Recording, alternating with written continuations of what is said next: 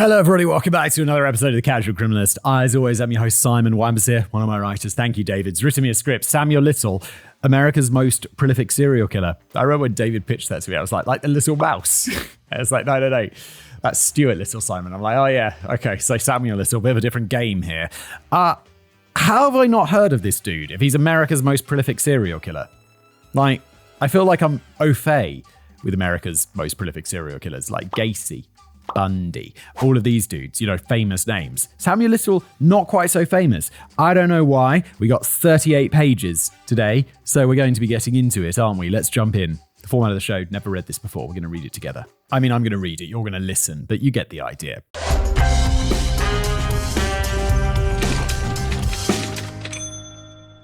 It was the night of the 27th of September, 1984, in the city of San Diego, California. Been to San Diego, actually. Very briefly. Don't even remember what the city's like. I think I went there for like a day, and then I crossed over the border into Mexico, crossed to Tijuana. And Tijuana is a very, very strange place. A car pulled up and parked on 10th Avenue and C Street in a sketchy part of downtown. Out climbed 22-year-old Lori Barros, clad in a black dress with white polka dots, a red belt, stockings, and white heels. She immediately caught the attention of a man driving a black Ford Thunderbird. He turned off his headlights and slowed the vehicle to a crawl. He had found his target for the evening. Lori Barros was going through a rough time. She'd recently separated from her abusive husband and started the process of filing for divorce. Her past had not been easy, full of regrets and trauma, and she'd previously made the mistake of getting into sex work for some extra cash, a decision which she was now deeply and irrevocably ashamed. But the money came in handy for buying drugs to numb the pain of her existence. Indeed, that is why Lori Barros was downtown that night, heading to a drug dealer's apartment to purchase some meth. Barros walked down 10th Avenue as far as the block between B Street and A Street. As she walked, the man following her pulled his car up to the curb and got out. A few moments later, Barros stopped dead in her tracks, listening intently. Frozen in fear, she did not dare turn around, but she was almost certain that she was being followed. And she was right. Suddenly, the man grabbed her by the wrist and neck and began dragging her the distance of approximately 25 feet towards his Thunderbird. The door of the car was already open. The keys were still in the ignition. Lori Barros struggled fiercely as the man dragged her along, but she didn't dare scream. There was no one else around and the street lighting was virtually non-existent. I mean, why wouldn't you scream? It's like one of those things though, isn't it? Like she freezes and it's like, but people freeze. And I don't think I've really ever been in a situation where I've been like in this situation of like, oh my God, I don't know what to do. And you just freeze. Like I've never been in the car and like a deer jumps out in front of you. Apparently people just freeze and just smash into the deer or something. Or like, I guess swerve off the road would be a reaction. But people do freeze in situations. I was recording a video about like airline safety or whatever. And apparently one of the main problems on planes, and it's why that, like when you've seen those videos of like, onboard mobile phone recording of like a plane having a problem or whatever, and the flight crew are like shouting like, brace, brace, brace. It's like, why do you need to shout? We're all in the brace position. Apparently it's because people freeze. And they're like, oh my God, I don't know what to do. And so they have to be told what to do. And so the flight crew are like trained to like hammer it home to people. Like, this is what you have to do. Keep doing it. This is what you have to do. Keep doing it. Because people do freeze. It's quite a fascinating phenomenon, isn't it? I wonder what the evolution behind that is, why we freeze. It was just Lori and her assailant in the darkness. Lori feared that if she did scream, all it would accomplish was the man hurting her worse. Her only hope was to struggle free and get away unaided.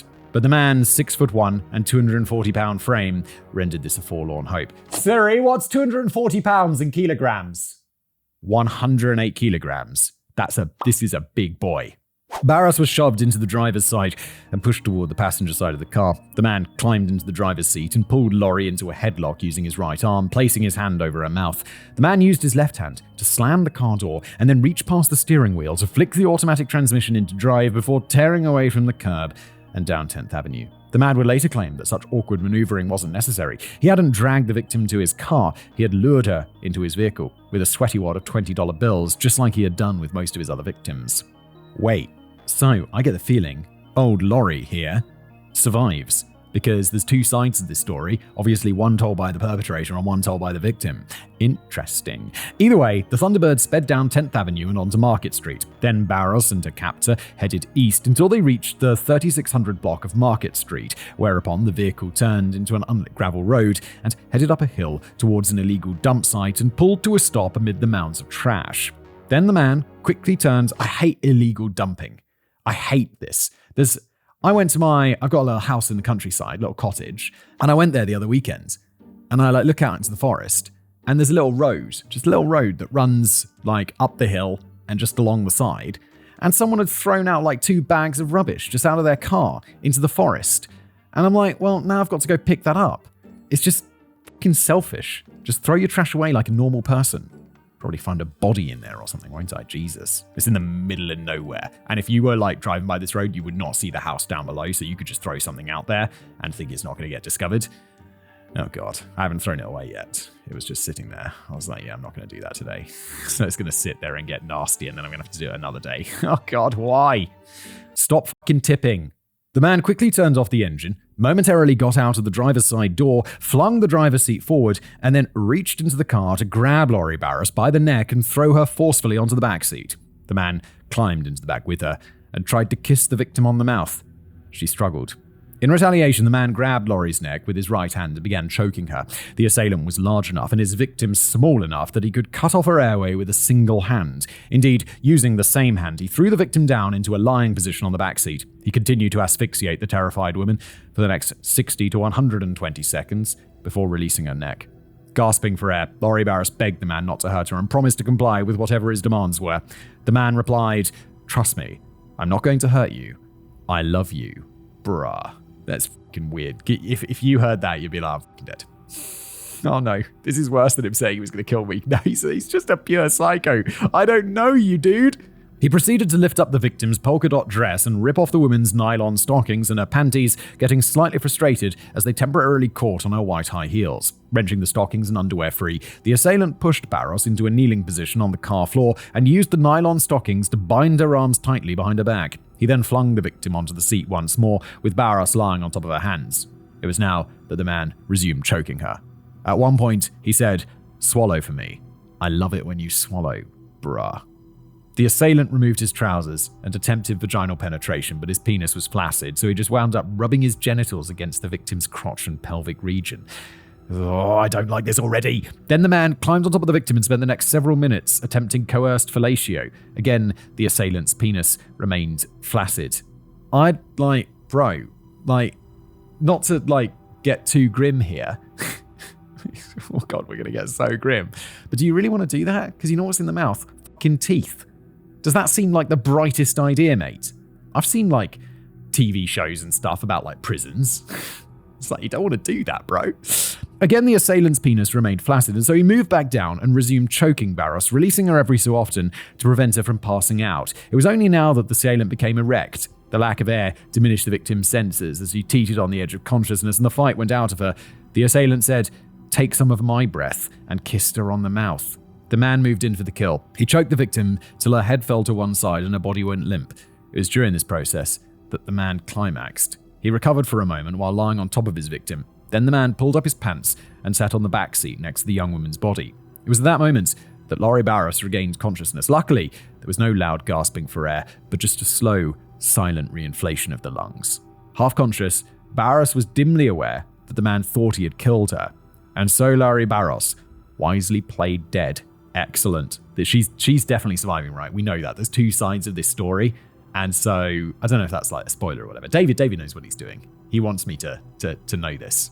After a few tense moments, the man pushed Barras out of the driver's side door and onto the ground amid the rats and refuse of the illegal dump site. He then got out of the car, snapped the driver's seat back into position, climbed back into the vehicle, started the engine and drove off, having discarded a human being like a piece of trash. And bro, are you not worried about trace evidence? Oh, this is the 80s. They didn't quite have DNA yet, did they? Still, this is sloppy criming. Lori didn't dare move until she was sure the car was gone. Then she got up and staggered uneasily down the gravel path onto Market Street. She kept walking until she reached a payphone. She called a female friend who picked her up and took her back home to safety. Lori Barras then spent the next several hours curled up in the bathtub crying. Why wouldn't you call 911? I guess people don't trust the police or something, but goddamn. As far as the man was concerned, Lori Barras was dead, just like the other 11 victims he'd murdered in the past 9 months. Quote, 1984 was a real busy year. I squeezed in a lot of stuff. And indeed, this furious spasm of activity wasn't unusual during the man's 4-decade-long reign of terror. as the most prolific serial killer in the history of the United States. Good lord. In fact, given the monstrous size of his list of victims, one of the most startling things about this man is how little known he is next to the likes of Ted Bundy or John Wayne Gacy, and how seldom his horrific story is told. Those are exactly the examples I brought up in the beginning, aren't they? It's like 44 decades, 40 years? But as we shall see, the media's neglect of this man's story is reflected in law enforcement's neglect of his highly vulnerable and extremely marginalized victims. Oh, what? The police pay less attention when a sex worker is murdered compared to like a normal person? What? Who would have thought this? It happens every fucking time. It's like every casual criminal is. This happens, and then the police just do a shitty job because they value some human life more than others. Goddamn police. Come on now. Meet Samuel Little. A bastard child who was not even given a name was born on June 7th, 1940 in Reynolds, Georgia, a tiny African-American village of just 817 people. The child's mother was 16-year-old Bessie Mae Little, who had fallen accidentally pregnant after a teenage tryst in the Reynolds graveyard with 19-year-old Paul McDowell. Bessie Mae's own mother had died giving birth to her in 1924, and in turn, Bessie Mae nearly died giving birth to her son. Bessie Mae delivered the baby at home, with her grandmother, Josephine Little, acting as midwife. Josephine was scandalized that Bessie Mae had gotten pregnant out of wedlock and hoped that the child would be born stillborn. Fucking hell. That is some dark-ass shit right there. When that turned out not to be the case, Josephine reputedly leaned in and whispered to the wailing newborn, "I curse you." What the fuck is wrong with you? Was this her mum? Like, Jesus Christ. Wait, sorry, is Josephine Josephine is her grandmother, so the baby's great-grandmother. It's not important, but it was her grandma, not her mum. Josephine would not allow the infant to be given a name. Indeed, Bessie Mae's attitude toward the newborn baby wasn't much better. Decades later, when Bessie Mae's son was an old dying man, he recounted, "My mama later told me that she didn't want me. She was but 16 years old. She said she'd tried to kill me in the womb. She took a rope and tied it around her belly, and she and her girlfriend pulled it tight until she couldn't stand it no more and she stopped. Then she said she drank turpentine. Her girlfriend gave it to her, and the room was smelling so badly of turpentine they couldn't stay in the room. That didn't work out, and so I came out of her. I just survived in some kind of way." And that's like, doing that kind of stuff is like, that's going to damage a baby. Like, that is super fucked up. This episode's super fucked up when we're 3 pages in. But after the child was born, Bessie Mae actually took to raising the child as best she could. That is until one night, 6 months later, when Josephine threw Bessie Mae and her baby out of the house, telling her she was not welcome back until she'd gotten rid of the child. Josephine made no suggestions or stipulations as to how. Paul McDowell had impregnated Bessie Mae as part of a contest with his friend to see how many of the village girls they could seduce. He wanted nothing to do with the baby. So this put Bessie Mae in a predicament. Again, to quote her son, "My mother told me that it was raining out and she didn't know where to go. She kept me under her breast and she walked around in the rain." After wandering the village and the surrounding countryside for several hours, soaked through and exhausted, Bessie Mae collapsed onto a dirt road. Holding her baby in one arm, she crawled underneath a nearby house, which, due to the region's propensity for flooding, was built on stilts. There, Bessie Mae fell asleep. Waking up a few hours later, she got up, walked back to the road, dropped the infant in the mud, and trudged back to her grandmother's house. The abandoned baby was almost certain to die. An hour later, a small merchant's cart pulled by a goat came upon the infant by the side of the road. It was driven by a man named Quint, a local peddler of sundry goods. Quint swung himself down from the cart and used his knuckles to drag himself across the ground, for Quint had no legs. Given that Reynolds was a small village, he immediately recognized the child as Bessie Mae's. He also knew who the father was. Doing the mental arithmetic that Bessie Mae had abandoned her son, Quint reasoned there was no point taking the child back to her. So Quint lifted the baby into his cart, used his arms to hoist himself back aboard, and took off toward the house of Paul McDowell's parents, Fanny and Henry. Quint arrived and explained what he thought had happened. Fortunately, Fanny and Henry immediately took a shine to the child and took him in. Fanny and Henry, even though your son sounds like a bit of a prick, you sound like really good people. They named him Samuel and called him a blessing from God. Paul McDowell had little to nothing to do with the child, and soon enough he listed in one of the colored battalions of the US Army in order to escape poverty of village life. Thus, Samuel, or Sam as he was called by Henry McDowell, was raised by his paternal grandparents. Here seems like a tactic. Oh, David would like me to plug his book. All right, David. All right. David's written a book. It's called Sex, 2 Billion Years of Procreation or Recreation. In here it says it's called The Shortest History of Sex, and I believe that's because the Americans decided to have a different title. I wrote not the prologue. The preface? What's it called? What is this called? I've forgotten what I wrote. The foreword. It's called a foreword. Of course it is. I wrote the foreword to this book, which was a privilege. It's a fantastic book. You should absolutely get it. Where's it available? I assume 7th of February in the US and the UK. So, it's past that already. It's the 14th of February, Valentine's Day today. So this is already out in the US and the UK. Congratulations, David. Pick it up wherever you get your books. In December 1941, war came to the United States, and in 1942, Henry McDowell seized the opportunity to leave his impoverished village in Georgia to head to Ohio and find some wartime factory work.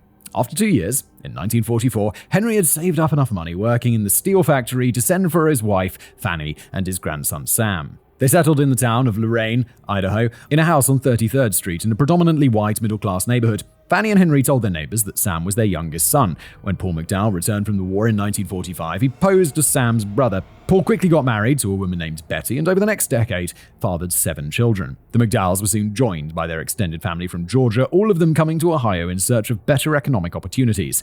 Sam, meanwhile, was raised to believe the fiction that Fanny and Henry were his parents. All told, as he grew up, Sam's grandparents were very loving, but neglectful.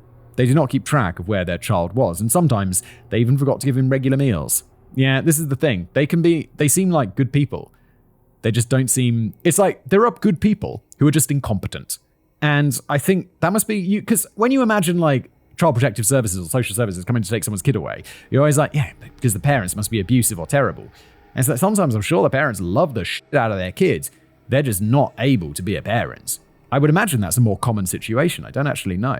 According to Sam, when he was 5 years old, he was molested by an uncle who bribed him with money in exchange for fellatio. Brah. At age 18, Sam wandered into the town in the evening with a little handcart, quietly lifting the hoods of people's cars, removing the car batteries, and selling them at the dump for 75 cents apiece. Also at the age of 8, Sam became infatuated with a little redhead girl in his class named Carol Messenger. According to Sam, he got erect thinking about her.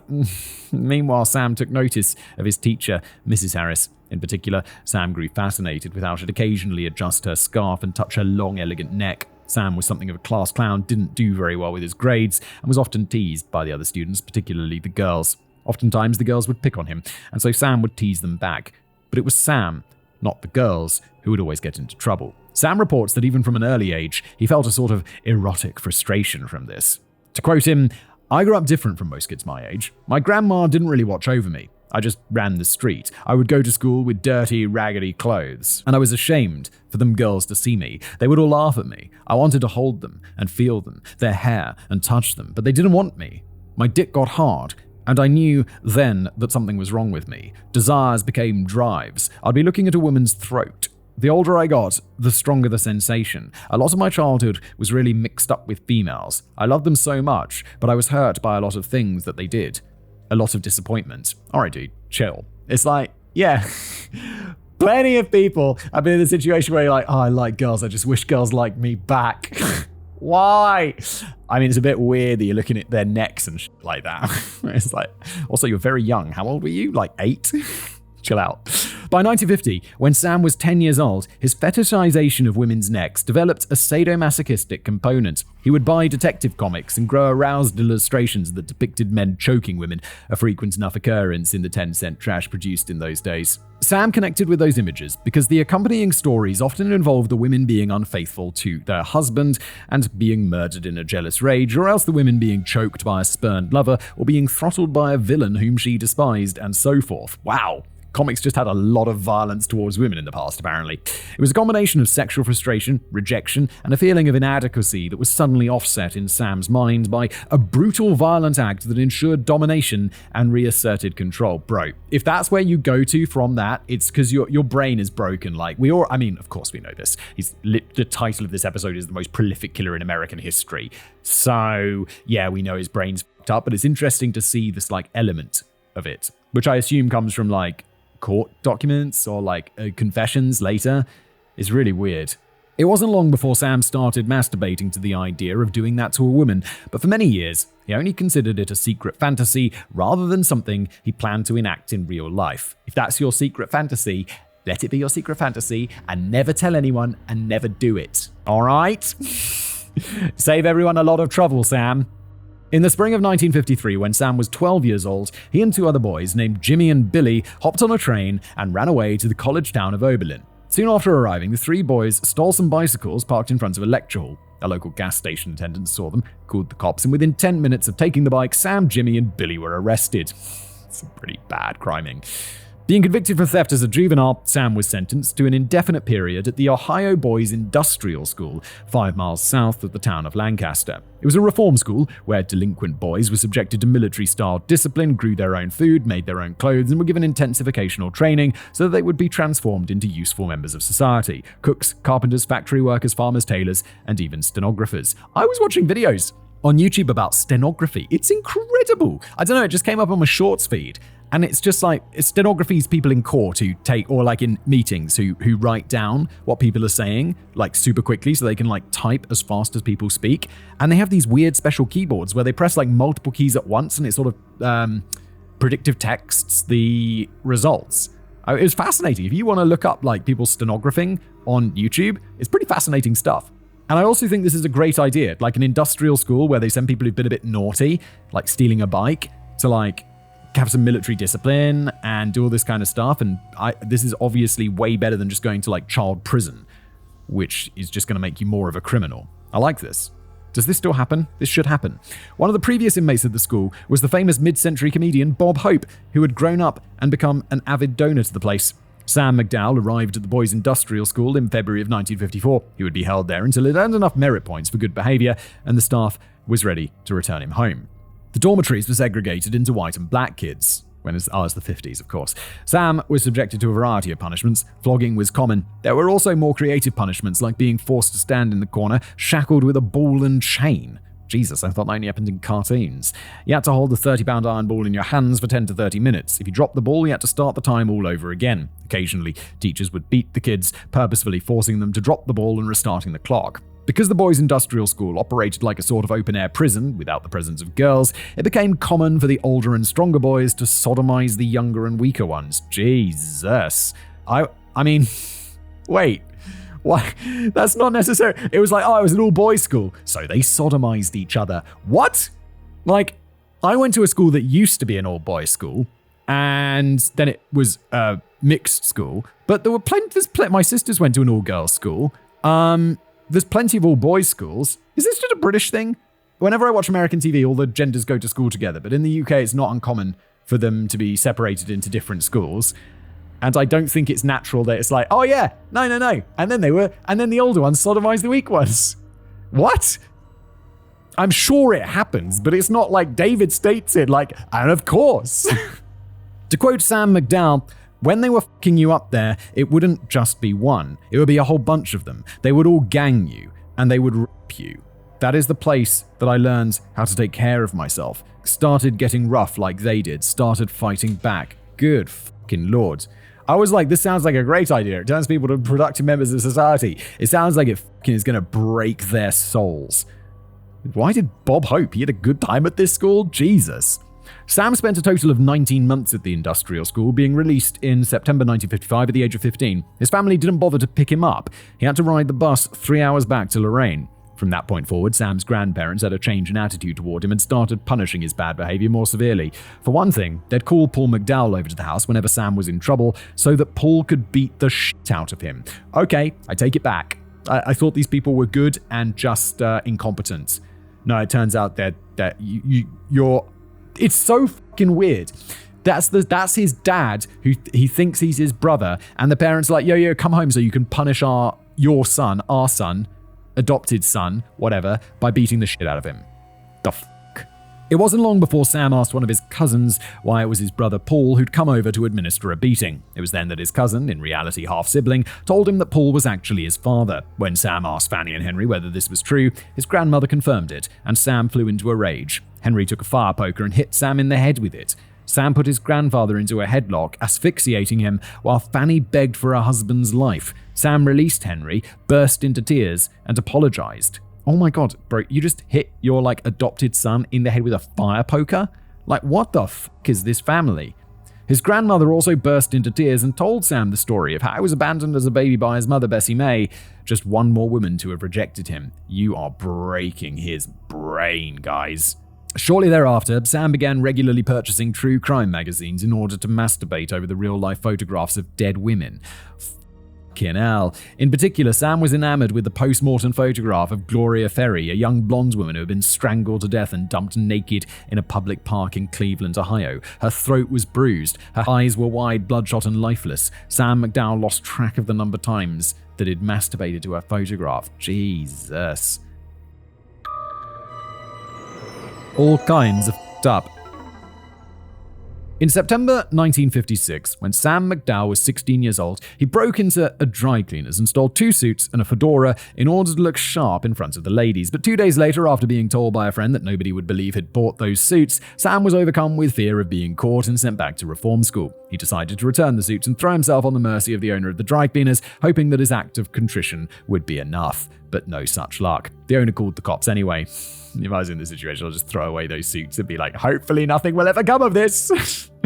Sam McDowell was arrested and charged with breaking and entering and petty larceny. At his trial on the 27th of May 1957, Sam was sentenced to 17 months at the Ohio State Reformatory, a decidedly more prison-like institution than the boys' industrial school, where its 3,000 inmates slept in cells with iron bars. As part of the induction process, Sam was written up with the name of his birth certificate, Samuel Little. His father, Paul McDowell, recorded as living in Lorain, Ohio, and his mother, Bessie May Lee, had her whereabouts listed as unknown. Sam described the state reformatory as, quote, a terrible place. Several guys committed suicide. I got used to it and fought my way up. Indeed, by the time Sam entered the reformatory, he was already 6 feet tall and weighed 200 pounds. He's a big boy, and he's still growing. His time in the industrial school had toughened him up. Sam quickly established himself as a menacing fighter, and the other inmates learned not to f with him. He also got himself a prison bitch as a lover, a man named Betty, whose real name was Wilbert Taylor. In fact, Betty had known Sam in the boys' industrial school 3 years earlier, before Betty was sent to the reformatory, immediately gang-raped by 4 men on arrival, and decided to become a prison sissy in order to survive. While in fucking hell, this is like prison from like. This is what they do when they want prison to look bad in movies. And I mean, I assume like there's some degree of reality to it, but god damn. While inside, Sam learned how to draw from another inmate, a man who coincidentally was known as Don Draper. Really? In exchange for teaching Draper how to fight. Sam's preferred subjects for his drawings were women. Also, whilst in the reformatory, Sam's mother, Bessie May, wrote him a letter, having been informed that Sammy was now aware of his true parentage. She told Sam that she now lived in Miami. They wrote each other sporadically for the next several years. Perhaps most significantly, Sam learned how to box from the other inmates, including his bitch Betty, who knew a trick or two and had once knocked out an inmate, and then in order to humiliate the man, Betty had yanked down his pants and filleted him in front of a full prison yard. As odd as it may sound, the humiliation of an involuntary blowjob lowered the man's status among the other prisoners, and he was forced to become a prison bitch himself in order to constantly avoid getting beaten up. Prison. Never do crimes. Never do crimes, because you'll end up here. Meanwhile, Sam Little regularly trounced his opponents in the boxing matches held by the inmates and on which the guards placed bets. What the f*** is happening? This is insane. Several famous boxers had previously come up through the reformatory and gone on to become champions on the outside, so the fact that Sam Little was dominating the competition was promising. Upon finishing his sentence at the tail end of 1958, Sam could have immediately begun competing as a professional boxer. However, he was arrested for yet another breaking and entering offense and was tossed back inside the reformatory for a further 2 years. In 1960, Sam Little, if I got out of that place, I'd be like, I'm never going back there. I'm going to be very good forever. Although it's obviously not as simple as that, because prison's not a nice place and plenty of people end up back in prison.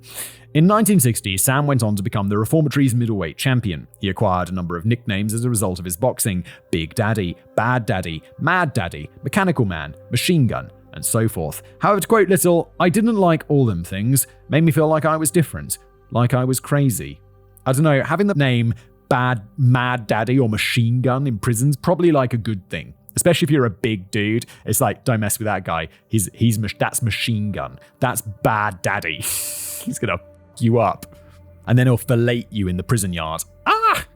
Sam was released yet again in the start of 1961, but he was arrested once more in May for breaking into a furniture store via the skylight. In June, he was back in the reformatory for a third time. In 1962, boxing matches were briefly banned because a man had died in the ring. But in both 1963 and 1964, Sam Little again won the title of middleweight champion. He was released from the reformatory for a third time in January 1964, now 24 years old, having spent most of the last 8 years on the inside, surrounded only by men. In fact, when Sam Little walked out of the reformatory gates for the third and final time, he wasn't exactly a virgin, but the 24-year-old had never even so much as kissed a girl.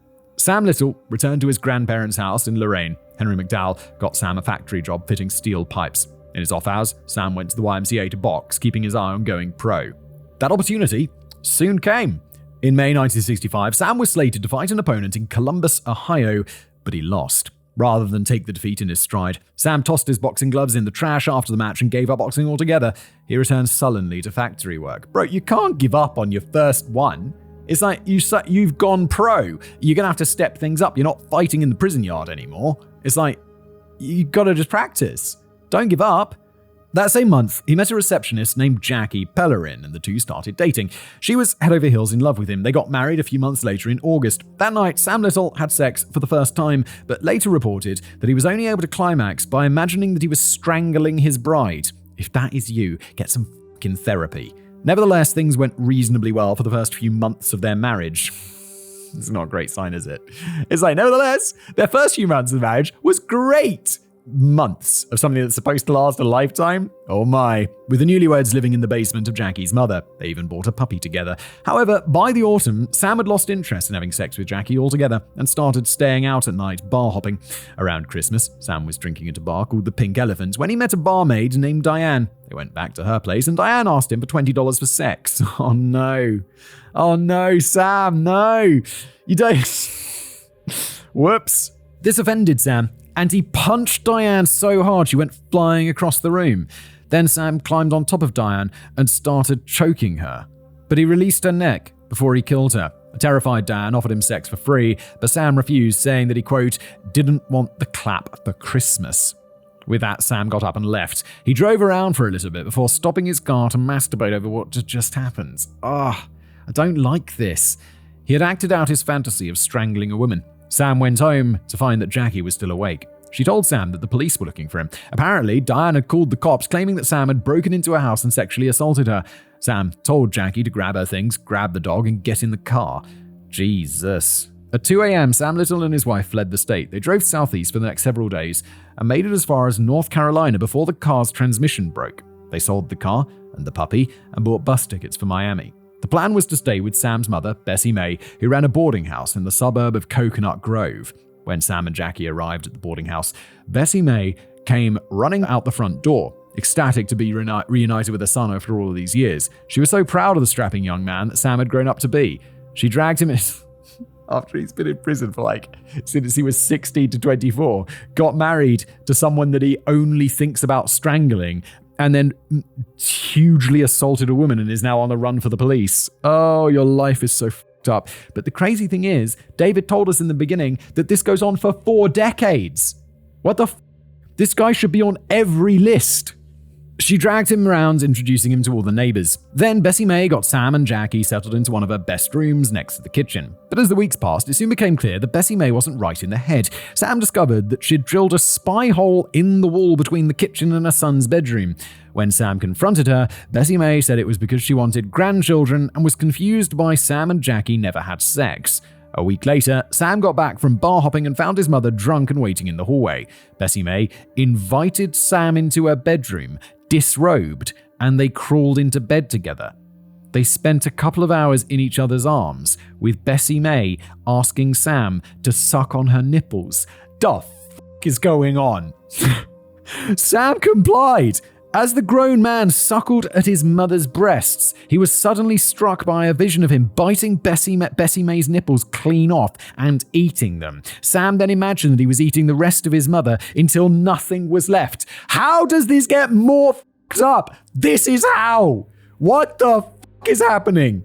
After another several minutes of bizarre, incestuous intimacy, Sam got up, went to his bedroom, climbed into bed with his wife, who was already asleep, none the wiser. In mid-February 1966, one of Bessie Mae's friends visited the boarding house. Sam and Jackie were in the kitchen. Jackie was cooking gumbo. Bessie Mae's friend was drunk and made a comment implying that Jackie must be one hell of a cook, because otherwise there was no way she could have snagged a man as handsome as her husband. This sent Sam into a rage. He accidentally knocked over the entire pot of gumbo, scalding Jackie's legs while he grabbed a butcher's knife and pinned Bessie Mae's friend to the wall and beat her with the knife handle. Sam nearly... Oh God. He nearly ejaculated, the look of sheer terror on the woman's face. Eventually, Sam dropped the knife and released her. The woman immediately ran out of the house, declaring that she was going to call the police. As a precaution, Sam and Jackie packed up their things and left, with Sam promising a distraught Bessie Mae that he would soon return. Sam took Bessie Mae's car and drove with Jackie all the way back to Ohio, where they stayed with Jackie's aunt in the city of Cleveland. But the older woman thought that Sam Little was trouble. The morning after the couple arrived, Jackie's aunt called the cops, who promptly arrived and arrested Sam for the rape of Diane, the barmaid in the town of Lorraine the previous December. However, the district attorney refused to take the case to trial because Diane had shown no physical signs of sexual interference when she was examined by doctors on the night in question, and because Diane had claimed Sam Little had broken in through a window, but no window in the house was broken, and there were clear footprints in the snow of a man entering and leaving through Diane's front door. The charges were thrown out and Sam walked, but while Sam was in jail, Jackie's family had whisked her away, talked some sense into her, and initiated divorce proceedings. Sam would never see her again. Thank God. Jackie, honestly, starting this, I expected you to die, so it's fucking great that your family seemed top-notch and they realized what was going on and that this guy's big trouble and got you out of there. Congratulations.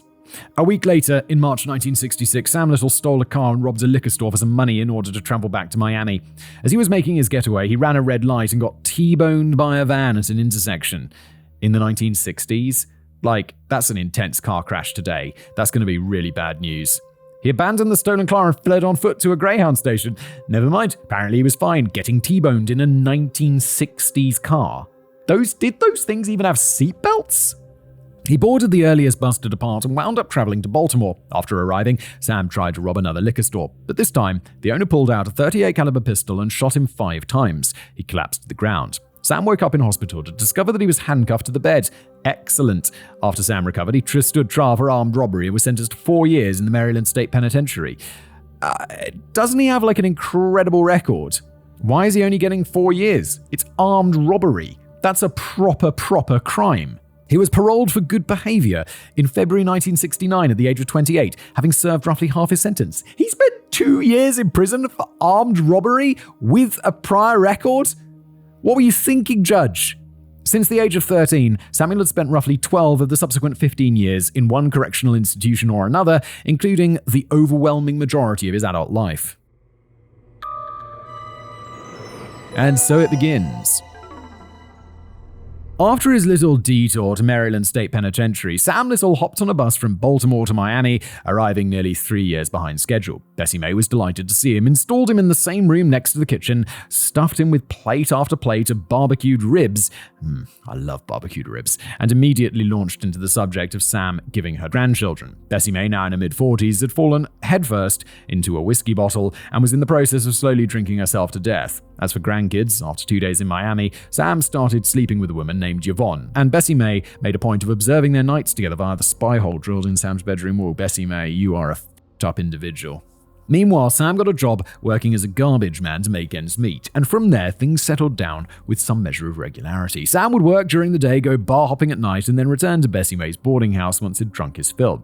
Yvonne didn't last long in that equation. Sam wasn't particularly interested in sex with her anyway. His mother renewed her entreaties to give her grandchildren, and then, one night, Sam claims that he woke up to discover that his mother had crawled into bed with him. Quote, "I woke up and she was lying next to me in bed. She looked at my dick and said, 'Oh, look at how big my son's dick is. I be your mother. You want to get back where you came from?' I felt sorry for her. I go, what the hell? You want to go back where you came from? That is so fucked up. This is like the most fucked up shit that I've ever read. And I've read some fucked up shit." Nevertheless, according to Sam, these bizarre incestuous incidents would continue on and off for the next few years. Now, one might be tempted to think that they were just the disgusting claims of a depraved serial killer, But throughout Sam's confessions, as we shall soon see, he was proven to be fairly accurate and truthful in almost every other aspect, which makes it all the more disturbing to think that these claims might also bear a glimmer of truth. I believed them. Obviously this dude gets caught later on and has a confessional run or whatever. So why would he lie? I mean, maybe to illustrate that he had a super fucked up upbringing, but it's bro, that's not getting you off. So why would you lie, especially about something like this? It's so fucking weird. Nearly 2 years passed. Then, on New Year's Eve, 1970, Sam Little was drinking at a tavern in the party suburb of Overtown, Miami, when he spotted Mary Jo Brosley, a 33-year-old white woman, drinking alone at the end of the bar. Mary Jo was a manic-depressive alcoholic who had recently left her husband and 2 children in Boston and come to Miami to drink and work as a sex worker. Sam Little bought Mary Jo 3 gin and tonics, making sure that she was good and liquored up before suggesting that they go for a drive. Mary Jo told Sam that it would cost him $50, or roughly $395 in modern money. Sam agreed. They left the bar, climbed into Sam's vehicle, and drove from Overtown. Sam continued to drive until they had left Miami together. Mary Jo soon fell asleep as Sam drove deeper into the Everglades. When Mary Jo woke up, the car was stopped in the forest just outside of Homestead, Florida, approximately 40 miles southwest of Miami. Sam suggested they climb into the backseat. And that's when it happened. Quote, "The first girl I ever did it to took her life. I took her out into the woods alone, just me and her. She didn't realize that I was going to make my fantasy come true. I had to put my hands around her throat and my lips on her mouth. I started squeezing. Instead of me just choking her and leaving her alive, I went all the way. I put my hand around her neck, and that was it. She evidently wanted it to happen, you know." No, Sam, we don't know. She probably didn't want to get murdered, Sam, if I'm honest. Sam later recounted that he was struck by an overwhelming feeling that he now possessed Mary Jo. She was his, only his, forever. He spoke to her corpse, telling her that he loved her over and over again. He kissed the cadaver on the lips. Then Sam was overcome with a sense of panic. He needed to dispose of the body. He dragged the corpse out of the car and attempted to dig a shallow grave with his hands, but the ground was too hard. And so Sam rolled Mary Jo's body into a thick clump of bushes and drove away. The next morning, Sam returned to the murder site with a shovel. He did a piss-poor job of burying the body, leaving one of Mary Jo's feet sticking out of the ground. It was soon after ripped off the rest of her leg by an alligator. However, the beast discarded it, and several hours later, word reached Miami that a human foot had been found by a hiker in the Everglades. Mary Jo's skeletal remains were located on Earth several weeks later. Sam was almost certain that he would be caught, and yet he wasn't. Nobody of consequence had been reported missing, and nobody seemed to care too much about a drunken sex worker from Boston. Her remains weren't even identified until 2017. And we see our first glimmers of police neglect, don't we? Sam's first kill was at age 30, somewhat late in the day by typical serial killer standards, but once the deed was done, Sam was immediately struck by a hunger for more. Quote, "I didn't think I was going to make it into reality. I didn't go crazy on it until all of a sudden. Then I wanted more, and I asked the good Lord, why me?" Sam Little would go on to murder approximately 5 more women in 1971. This is amazing. He kills 5 people in 1 year alone. And we know he does this for 4 more decades. Police! What the fuck? Years later, Little would make dozens of confessions about every woman he killed, and he even drew startlingly accurate portraits of many of them, courtesy of his jailhouse art lessons with Don Draper. However, his memory for names, dates, and places occasionally left a great deal to be desired. For that reason, sometimes the record of Little's murders is a bit hazy. I mean, if he has killed so many people, of course it's going to be hazy. It's like, you wouldn't remember it all because you'd done it so much, which is super fucked up. Nevertheless, I will do my best to reconstruct the sequence of events here based on the available information. And yes, I am privy to much better sources than Wikipedia, so be warned that some of the dates will vary from Wikipedia and other websites that have uncritically pilfered from it. Sometime in 1971, Samuel Little murdered an unidentified white female of unknown age and origin and dumped her body at the same site outside Homestead, where he had also buried Mary Jo Brosley. Except this time, Little didn't bother to bury the corpse. He didn't bother because he still believed that at any moment he would be caught, and thus, why waste the energy? Having exposed the elements and local wildlife, the unknown female's body was never found. When commenting on how he killed her, Sam claimed it was, quote, "the same procedure as last time. I said, 'What would you do if I strangled you?' And she replied, 'There ain't much I could do.' Bless her heart." Not long after, Sam murdered a black female, approximately 22 years old, and dumped her body in the countryside just outside of Miami. Years later, Sam guessed that her name was Linda. That same year, Sam also murdered a woman that he speculated was either named Sarah or Donna, possibly from New England, and dumped her in Kendall, an unincorporated town in the Miami metropolitan area. Also likely in 1971, but possibly 1972, Sam claims that he murdered a 28-year-old black female in Miami who said that she was somehow affiliated with the United States Air Force. But this last part may be untrue. There were no missing personnel of that description at the time. All of these women were lured into Sam Little's vehicle, taken to the woods, and strangled to death. Finally, and more concretely, in May 1971, Samuel Little murdered Karen O'Donoghue, a 25-year-old white woman and nurse from Springfield, Massachusetts, who was engaged to be married but disappeared from Springfield in July 1969. O'Donoghue somehow wound up in Florida by 1971.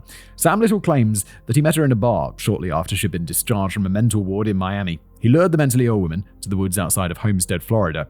As with all his other victims, in 1971, he strangled her and left her body to the animals and the elements. Karen O'Donoghue's remains have never been found, but Sam's confession provided enough information about the woman he killed to verify that it was her. Little said of his victims, quote, "They were just like a herd of cattle, sheep to be slaughtered and make lamb chops out of. You pick the girls that was not important. Lawyers, school teachers, some are substantial in the community and would be missed, so I'd pick up the drug addicts and the prostitutes that fit the description, or lonely women, crazy women, women lost in the world. They tease you by showing you their buttocks, their arse. That's what excites me into that sort of mood. Desires become drives. Like, I want this or else. Like the lion says he wants to get his arse on that zebra. See, it's a strange thing about these women. A lot of them had a death wish. If they were alive to this day, they'd be my friends.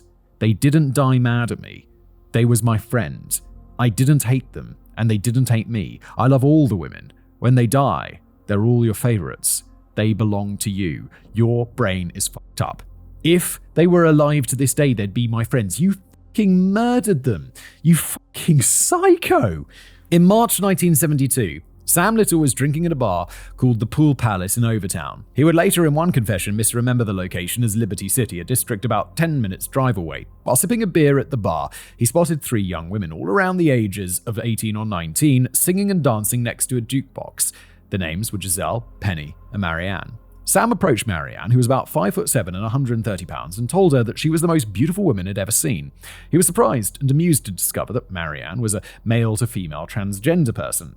Despite the immense stigma of the times, Sam was undeterred. He had, after all, spent years at the Ohio State Reformatory with a prison lover named Betty. He asked Marianne to dance. She had just broken up with a man named Wes and was a little drunk, so she suddenly burst into tears as they danced. She sobbed into Sam's shirt. He responded by kissing her on the dance floor. After the song finished, Marianne asked Sam to bring her back to her apartment. However, as they drove in Little's car, Sam pretended to make the mistake of turning onto the I-27, heading toward Fort Lauderdale. They got about 2 miles out of Miami when Marianne demanded that they turn around. Sam replied that there was nowhere to turn and suggested that they pull over for a little bit and relax. He eventually pulled off the main road and into a forested trail nicknamed Alligator Alley. By this point, Marianne was scared. Yeah, Jesus Christ, of course you would be. Sam slowed the car to a halt. He turned to Marianne and said, "I love you, bruh." In response, Marianne took out a can of Magic Shave, a powdered hair remover, and threw it into Little's eyes. The sting was painful, and it distracted Sam for long enough that Marianne was able to scramble out of the vehicle and start running down the road. She was slowed by the fact that she'd fled the car with a high heel on one foot and was barefoot on the other. By the time the second heel slipped off, Sam had already caught up with her and tackled Marianne to the ground. Sam throttled the victim to the point of disorientation from lack of oxygen, but he didn't kill her yet. He dragged Marianne back to the car and forced her onto the floor next to the back seat. Sam then pulled down his trousers and kneeled on top of the victim, strangling her with one hand while he masturbated with the other. As the victim's body went limp, you can guess what happens. He dragged the corpse out of the car and deeper into the undergrowth, where he came across a patch of muddy ground that was extremely soggy underfoot. He dropped Marianne face down in the muck, returned to the car, and drove off. Nothing was done about Marianne's disappearance. She was estranged from her family, and the local law in 1972 didn't give too much of a damn about a transgender person who occasionally worked as a sex worker. Samuel Little remembered Marianne vividly in his confession years later and drew a portrait of her, but even then it took some time to identify the victim, as she had been recorded in the missing persons database by her birth name, Curtis Lee. lower than a serpent. In May 1972, Sam Little drove north to visit his grandmother, Fanny, in Lorain, Idaho. His grandfather, Henry, had died a couple of years before. Before Sam departed Miami, Bessie May went into full-blown hysterics, screaming, crying, and begging for Sam not to leave. Nevertheless, he insisted on going to visit his grandmother. Sam made his way north via Baltimore before swinging east inland. While in Prince George's County, Maryland, he murdered a white female between the ages of 20 and 25, who Sam claimed was from Massachusetts. Decades later, Sam's account of the murder was matched to a Jane Doe case. To this day, the victim remains unidentified. When Sam arrived in Lorain, Fanny was pleased to see him, but warned Sam to stay out of trouble. He stayed in Lorain for several days, during which time Sam met a woman named Lucy Madero as she was staggering drunk down the street one night. They went to a bar and played pool. Sam was planning on killing her. Then Lucy tried to pickpocket him, and Sam slapped her in the face, warned her not to try that again. Lucy's groveling, submissive apology struck a chord with Sam. Here was a woman he could dominate and possess without choking her to death. They got a motel room and worked their way through a bottle of whiskey. Thus, Lucy Madero briefly became Sam Little's new girlfriend. Christ. It's like, how was the date? Oh, well, he picked me up while I was walking drunk down the street, took me to a pool hall, I tried to nick his wallet, he slapped me, and then we became boyfriend and girlfriends. What is going on with some people's lives? From Lorain, Sam and Lucy drove to the city of Cleveland, where they were arrested for trying to rob a gas station in the suburb of Westlake. They were locked up in the Cuyahoga County Courthouse. Lucy's cellmate was a 59-year-old shoplifter named Aurelia Dorsey, who insisted that people call her Jean. Lucy immediately took a liking to Jean Dorsey, and they began talking. Jean secretly didn't think much of Lucy, but she didn't show it. Meanwhile, Sam Little was being held in the cell block on the floor below. After a couple of days, Sam realized that he was directly below Lucy's cell, and he could talk to her through a small hole in the crumbling stone floor. Sam spent hours talking to both Lucy and Jean over the course of the next day, and Jean took an immediate liking to Sam. That evening, Lucy Madero made the mistake of whispering to Jean Dorsey that she'd cut a deal with the cops to testify against Sam Little in exchange for the robbery charges against her being dropped. Oh, God. No, don't do that. Don't do that. Jean passed this information on to Sam. The warning gave Sam's defense lawyer enough time to dig up every bit of dirt on Lucy Madero's criminal past, discredit her in front of the jury. Sam walked. Meanwhile, Jean had beaten her shoplifting charges, and she and Sam became lovers. What is going on in this guy's life? Despite the fact that she was 59 and he was 32, out of gratitude and growing affection, Sam did not strangle her. What a great guy. What did you get me Valentine's Day? I didn't strangle you yet, did I? Did I? Happy Valentine's Day, baby. Fucking psycho. They lived in Cleveland for several weeks, with Sam acting as a getaway driver for Jean as she walked into stores and shopping malls and came out with bags full of stolen jewelry and other merchandise. After about a month, Sam suggested that they travel down to Miami and open a restaurant together. Jean, who was an excellent cook, thought this was a brilliant idea. They trekked south to Miami and stayed with Bessie May in Coconut Grove, who did not seem best pleased that her son had returned with a woman 10 years older than she was. After arriving, Sam and Jean rented a place in a strip mall to set up a modest hole-in-the-wall restaurant they called Samuel Little's Southern Kitchen. Business wasn't exactly thriving, but they sold enough fried chicken, grits, and cornbread to stay afloat. Sam also managed to forbear from murdering anyone during this period of time. Sam and Jean even got a dog together, a German Shepherd they named Buster. In April 1973, Bessie May's constant demands for grandchildren were diminished by a swelling in her belly, which the 49-year-old woman interpreted as a miracle child. Turned out, it was just her liver swelling. By May 1973, Bessie May was dead of cirrhosis. Oh my God, April, May, June... Wait, that's like a month. Oh my God, your liver just exploded. Sam later claimed that she'd died in his arms. In truth, Bessie May was rushed to the hospital where she died alone before Sam could get there. Sam took Bessie May's death pretty hard. When Jean failed to show much sympathy, Sam flew into a rage, knocked her onto the ground and began beating her with his fists in full view of the neighborhood in the middle of the street. Concerned neighbors crowded around and Buster began to run in circles, barking in alarm. Eventually, one of the neighbors aimed a shotgun at Sam and told him to get the fuck off Jean, who was now bleeding from her nose and mouth and had broken 2 ribs. Good for you, whoever you random neighbor are. Fucking legend. Sam got up, got in his car and drove away. He didn't stop driving until it made it all the way to New Orleans. There, an agitated Sam Little encountered 39-year-old Sarah Brown. She was a single mother who worked as a waitress at a restaurant on Canal Street. Sam pulled his car up alongside Brown as she walked to a bus stop after her shift. When Sarah Brown did not accept Sam's offer to give her a ride, smart fucking woman, he forced Brown into the vehicle. He drove outside of New Orleans and stopped in a field somewhere beyond the city limits. Sam could not remember exactly where. He pushed Brown into the backseat, stripped her naked, and began strangling her. He was careful to release the victim's neck periodically so that he didn't kill her too soon. He wanted to savor the moment. To quote, "I fulfilled my imagination and desires through force. I had to take what I wanted. I was lower than a serpent. A snake only kills through fear or hunger. I was killing for pleasure." The quote ends. At one point, Sarah Brown managed to convince Little that she needed to pee. Rather than have her urinate inside his vehicle when she expired, Sam pulled her from the car and carefully watched her as she squatted and relieved herself. Suddenly, Sarah bolted for freedom and ran naked across the field, but Sam caught up with her, tackled her to the ground, and strangled her to death. Sam claims that he left the victim's body where he killed her. He no longer did this because he thought it was inevitable that he was going to get caught. Quite the opposite. He didn't think that these women were important enough for authorities to investigate too closely. To quote, "I didn't waste no time digging bodies." As mentioned, we don't know what field Sarah Brown was murdered in. The humidity and the elements must have eroded away her body before anyone discovered her. Her bones are still out there somewhere, by now probably entombed in several feet of thick, wet Louisiana soil. Only her purse was found shortly after her abduction, lying on the street in New Orleans. Sarah Brown was classed as a missing persons case for several decades until Sam Little's confession matched her description. Sam immediately left New Orleans after the murder, not wanting to push his luck in case anyone had seen Sarah Brown's abduction. In a matter of days, he headed through Mississippi, Alabama, and into Georgia, where in the town of Macon, he picked up a mentally ill black woman named Nina. Originally, he intended to kill her, but like Lucy Madero before her, Nina's meek submissiveness saved her life. So Nina became his next girlfriend. Sam also acted as Nina's pimp, occasionally dropping her off on a street corner whenever they arrived in a new city so that she could earn them some traveling money. For the rest of 1973, Sam and Nina traveled through several states together, wending their way back across the South until they reached Texas. Then they drove to New Mexico, Arizona, California, and enjoyed the Pacific coastline before heading north again into Oregon. By the autumn, they were heading west into Idaho, Wyoming, and finally Nebraska. So, oh my god, they're on the weirdest road trip ever. That is where, on November the 1st, 1973, in the city of Omaha, Sam Little spotted a 34-year-old mother of 7, Agatha White Buffalo, at a local watering hole called the Happy Bar. Nina was out working a street corner. Agatha White Buffalo was a Native American who had come down from the Rosebud Reservation in South Dakota to escape her abusive husband. Her children were either in boarding school or being babysat by family members. Agatha was staying with female friends while in Nebraska, looking for work as a maid.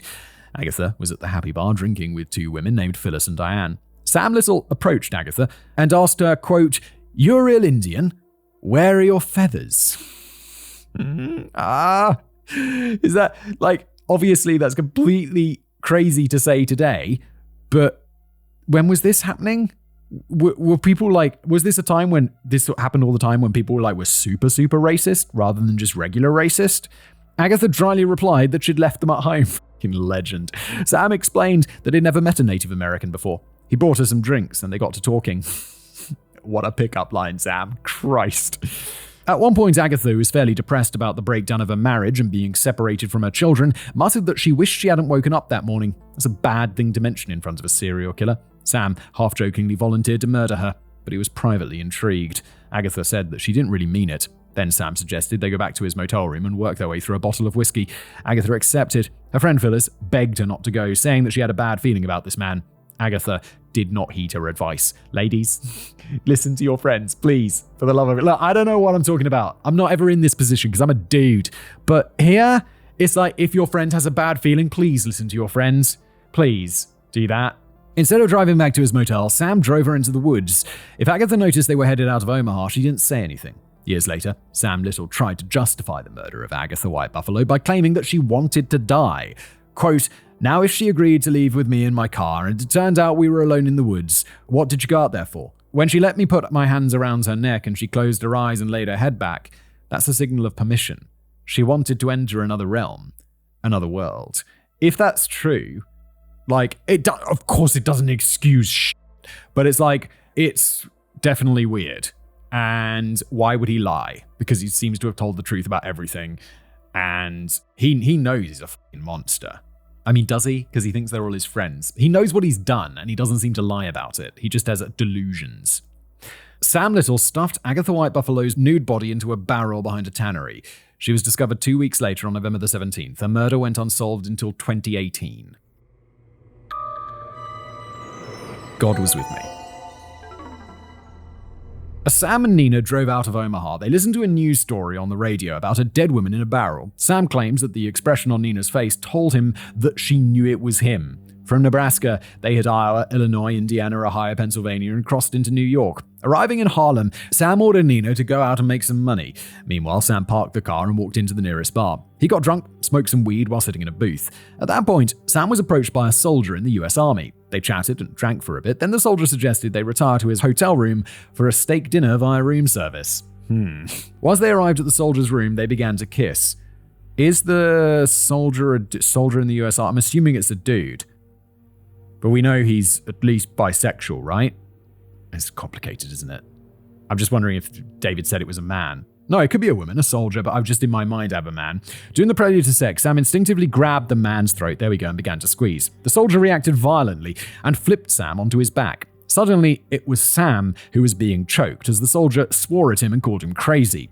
Sam fought like hell. At one point, the soldier caught Sam's index finger in his mouth and bit down hard, taking the top part of Sam's finger clean off. Nice. Blood spurted forth, and Sam yelled in pain.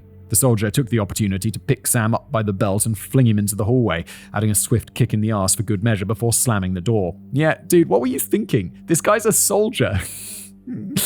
He's gonna take you, mate. Sam got up, left the hotel, returned to his car, located Nina, and they went to the emergency room to get what remained of his index finger stitched up. Thereafter, Sam and Nina drove on to New Jersey, where a police patrol car caught Nina as giving Sam a blowjob around the side of a gas station. The cops approached, and Sam resisted arrest, assaulting one of the police officers in the process. He got sentenced to several weeks in a workhouse prison in Trenton as punishment. What's a workhouse prison? Is that where you're like stamping license plates and stuff? While Sam was inside, he got a letter from Jean Dorsey asking him to come to Los Angeles, where she'd been staying once he was released. In case you were wondering, Buster the German Shepherd had been adopted by one of their former neighbors in Miami. Sam walked out of the prison gates in early 1974 to find Nina waiting for him, standing next to a white Thunderbird. She had passed the time working street corners in Trenton. So, off they went to Los Angeles. Along the way, Samuel Little picked up an unidentified black female prostitute of uncertain age in Cincinnati, Ohio. The trio drove to the city of Columbus, Ohio, where Little strangled the prostitute and dumped her body. Driving south, Sam and Nina... Does Nina know? Sam thinks Nina knows, but does Nina actually know? I feel like Nina would know.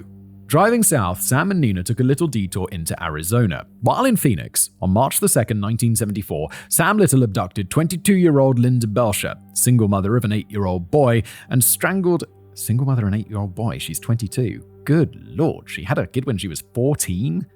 And strangled her, dumping her body in the middle of the city on 59th Avenue. Once they arrived in Los Angeles, Sam checked Nina into the Cecil Hotel, a shithole on Skid Row that is the site of several true crime stories on its own. Indeed it is. Done some about that. And then he headed out to meet up with Jean. The last time Sam had seen Jean Dorsey in May 1973, he'd beaten the shit out of her in the middle of the street. But as far as Jean was concerned, all was forgiven. You broke 2 of her ribs! She served him drinks and cooked him a meal fit for a king. They had sex and Sam resisted the urge to strangle her. In fact, Jean treated Sam so well that he apparently forgot that Nina was waiting for him back at the Cecil Hotel. 2 weeks passed before Sam returned to the Cecil. Nina was nowhere to be found. Only years later did Sam find out that Nina had suffered a nervous breakdown, allegedly muttering something about dead girls. Her mother was located, telephoned, and flown out to LA, where she collected her daughter. Nina was then institutionalized in a mental asylum in Midgeville, Georgia, where she remained for several years. In the absence of Nina, Sam decided to take Jean on the road, and they traveled together across the United States for the rest of 1974. Sam Little murdered an unidentified black female, either aged 22 or 23, in Savannah, Georgia. Sam and Jean also briefly returned to Miami, where Sam murdered a woman around 23 or 24 that he later speculated was named Emily and studied at the University of Miami. It's also possible that Emily was murdered in 1975. As for Jean Dorsey, she was fully aware by this point that Sam was murdering women. She would usually be back at the motel, or wherever they were staying, while Sam went out alone and stalked his victims. After every kill, she cleaned the backseat of the car herself, occasionally pilfering the victims' jewelry, clothing, and other personal effects that were left behind. Sam thought this scavenging was distasteful and once called Dorsey a snivelling dog, overlooking the fact that murdering the owners of the stuff was infinitely worse. Despite his contempt for her, Sam kept Jean around because she was useful. She cooked. She disposed of evidence. She shoplifted numerous valuables from stores and could always supply a fake alibi. Meanwhile, the 61-year-old woman appeared to be infatuated with the strapping 34-year-old Sam, and quite frankly, she didn't have many better places to go. To quote Little, she just clung to me because I think she just loved me. She was an angel. Let's put it that way. Sam and Jean's homicidal road trip continued, with them arriving in Knoxville, Tennessee, sometime around December 1974. On New Year's Eve, Sam abducted 34-year-old Martha Cunningham near the Circle Tavern Inn. He drove her out of town, strangled her, and dumped her on a remote dirt road in East Knox County. She had a teenage daughter waiting for her at home. Hunters found the victim's body on January 18th, 1975. The coroner ruled no clear cause of death, perhaps missing the bruising on the victim's throat and having his views swayed by the family informing him that Martha Cunningham regularly suffered from seizures. Because the death was not ruled a homicide, it was not investigated. Only decades later did Sam Little's confession confirm that Cunningham was indeed a murder victim. Before departing Knoxville, Sam Little murdered another unidentified black woman that he estimated to be around the age of 25. Sam Little could not recall how many other women he murdered in 1975, but on May 16, 1976, Sam and Jean were back in Miami, Florida, where Sam abducted a 25-year-old sex worker by the name of Miriam Chapman, who occasionally went by the name Anna. She had come to Miami from Indiana at the start of the year and was described by those who knew her as surprisingly naive and innocent. She was arrested a fortnight before her death and spent a few days in prison. The warden took pity on her and had even bought Chapman a bus ticket home. But once Chapman was released, she stayed in a squalid Miami motel and told acquaintances that she just needed to save up a little money before traveling back to Indiana with her family.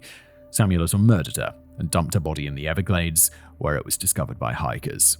From there, Sam and Jean moved on to Wichita Falls in Texas, where Sam murdered an unidentified black female that he estimated was between the ages of 25 and 28. They then traveled to Sunset Hills, Missouri, where on September the 11th, 1976, Sam abducted Pamela K. Smith. The victim's hands were bound with an electrical cord. Sam ripped off her clothes, stole the money from her purse, and then proceeded to beat, bite, strangle, and sodomize the victim. Somehow, Pamela Smith managed to escape from Sam Little's car and ran into the night. She fled to a nearby house, where she thumped her fist against the door until an alarmed stranger opened it to find a naked woman in total panic, saying that a man was after her. Pamela was brought inside, and the stranger phoned the police. Sam Little was arrested, and Pamela Smith picked him up out of a lineup. This is it. You got to go to prison forever, dude. Sam was charged with rape, sodomy, assault causing grievous bodily harm, and robbery, but ultimately was convicted of a lesser charge of assault with attempt to ravish, for which he only got 3 months in a Missouri prison. He kidnapped and sodomized this bloody woman. What are you doing? I don't understand. Why is it, like, sometimes you'll be like, oh yeah, America, and then they stole a Snickers bar and got 700 years in prison, and then other times it's like, oh no, he kidnapped, raped someone horribly, and then only gets 3 months in prison. I do not understand. Upon his release in December 1976, Sam reunited with Jean, and they picked up a Missouri sex worker, an unidentified black female around the age of 26 that Sam remembered as Joe, and drove up to Granite City, Illinois. There, Sam murdered the unidentified woman and dumped her just outside of town. From there, Sam and Jean drove to East St. Louis, Illinois, where Sam murdered another unidentified black female of unstated age. The bodies of these 2 women were never found. Sam and Jean drove around the Midwest for a few months before returning to East St. Louis, where in April 1977, Sam Little abducted 22-year-old Mary Ann Jenkins and dumped her in the countryside, naked, except for the jewelry she had on. Police detected no sign of sexual interference, and either the bruising on her neck had faded or the coroner had missed it. Bizarrely at this time, the police theorized that Jenkins had been killed by a lightning strike. Bro, grasping at straws much? Is a lightning strike? Don't 16 people a year die from that or something? Isn't that the stat? It may have just been a way to get a case off their desks, thus their body was not connected to Sam Little until 2019. Mary Ann Jenkins had a 4-year-old boy. From Illinois, Sam and Jean headed back down south to Florida. One night in downtown Miami, Sam approached a 17-year-old prostitute, Dorothy Gibson, as she was exiting her hotel. Sam lured her into his car with promises of payment and immediately strangled the victim. He dumped Gibson's body in the bushes behind the hotel. Another man was arrested, tried, and convicted for Dorothy Gibson's murder, and he served 22 years in prison before he was exonerated in 1999. While still in Florida, Sam Little abducted an unidentified black woman in the city of Clearwater and subsequently dumped her corpse on the outskirts of Plant City, though it is possible this murder may have happened in 1978. Then it was off to Atlanta, Georgia, where on June the 26th, 1977, Sam Little abducted 21-year-old Leanne Helms from a downtown nightclub. Her body was found the next day by a Department of Transportation worker in the woods next to Oakley Industrial Boulevard. The cause of death was identified as strangulation, but the case remained unsolved for several decades. After the murder, Sam and Jean swung through Macon, Georgia, where Little murdered Yvonne Pless, a homeless woman and possible sex worker who was approximately 20. He dumped her body by the side of Arkwright Road. The victim's body was badly decomposed by the time she was discovered, so Yvonne Pless remained unidentified until 2021, when her DNA was connected to a family member in a genealogy search. While in Macon, Sam Little got word that his ex-girlfriend Nina was institutionalized in Midgeville. So Sam and Jean traveled up there and smuggled her out of the building into their car. Why? But Sam quickly noticed that Nina's mental health had seriously deteriorated since the last time he saw her. Well, yeah, she had a nervous breakdown. He made the decision not to take her along. Sam dropped Nina off in front of a movie theater and instructed her to buy them some tickets.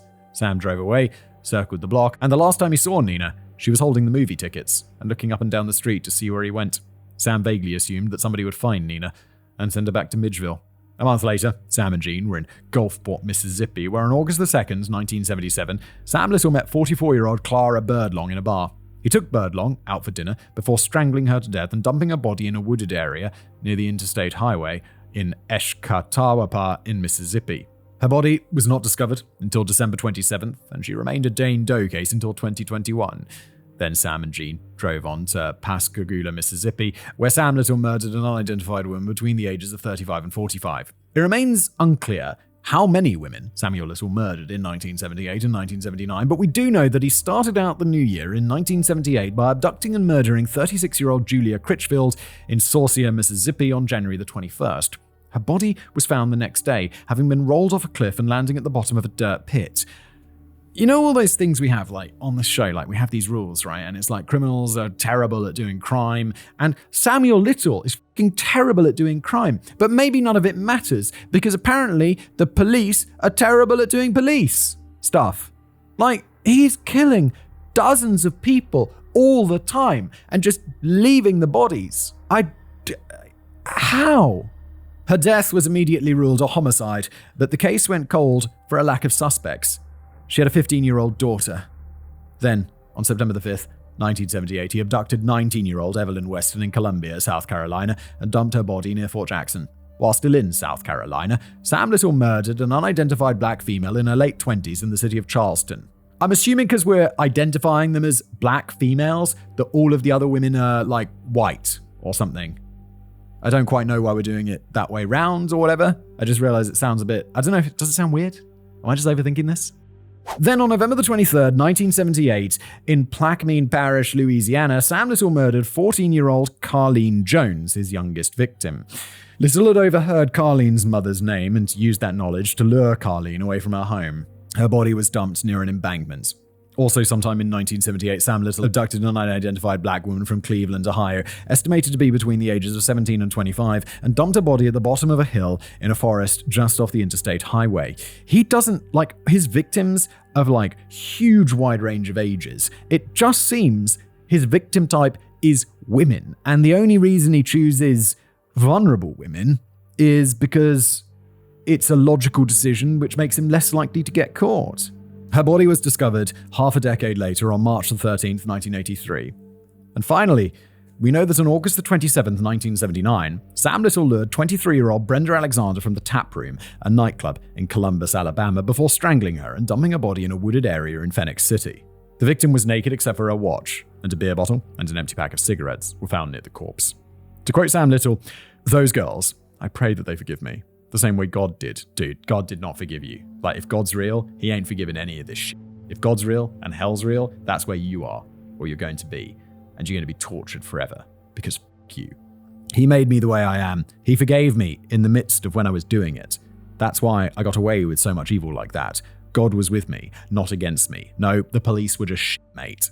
All told, Samuel Little murdered at least 33 victims throughout the 1970s. Only one got away. That total already put Sam Little a bit ahead of Ted Bundy, on equal footing with John Wayne Gacy. If Sam Little had been caught at the end of 1979, he would have been the fifth worst serial killer in US history.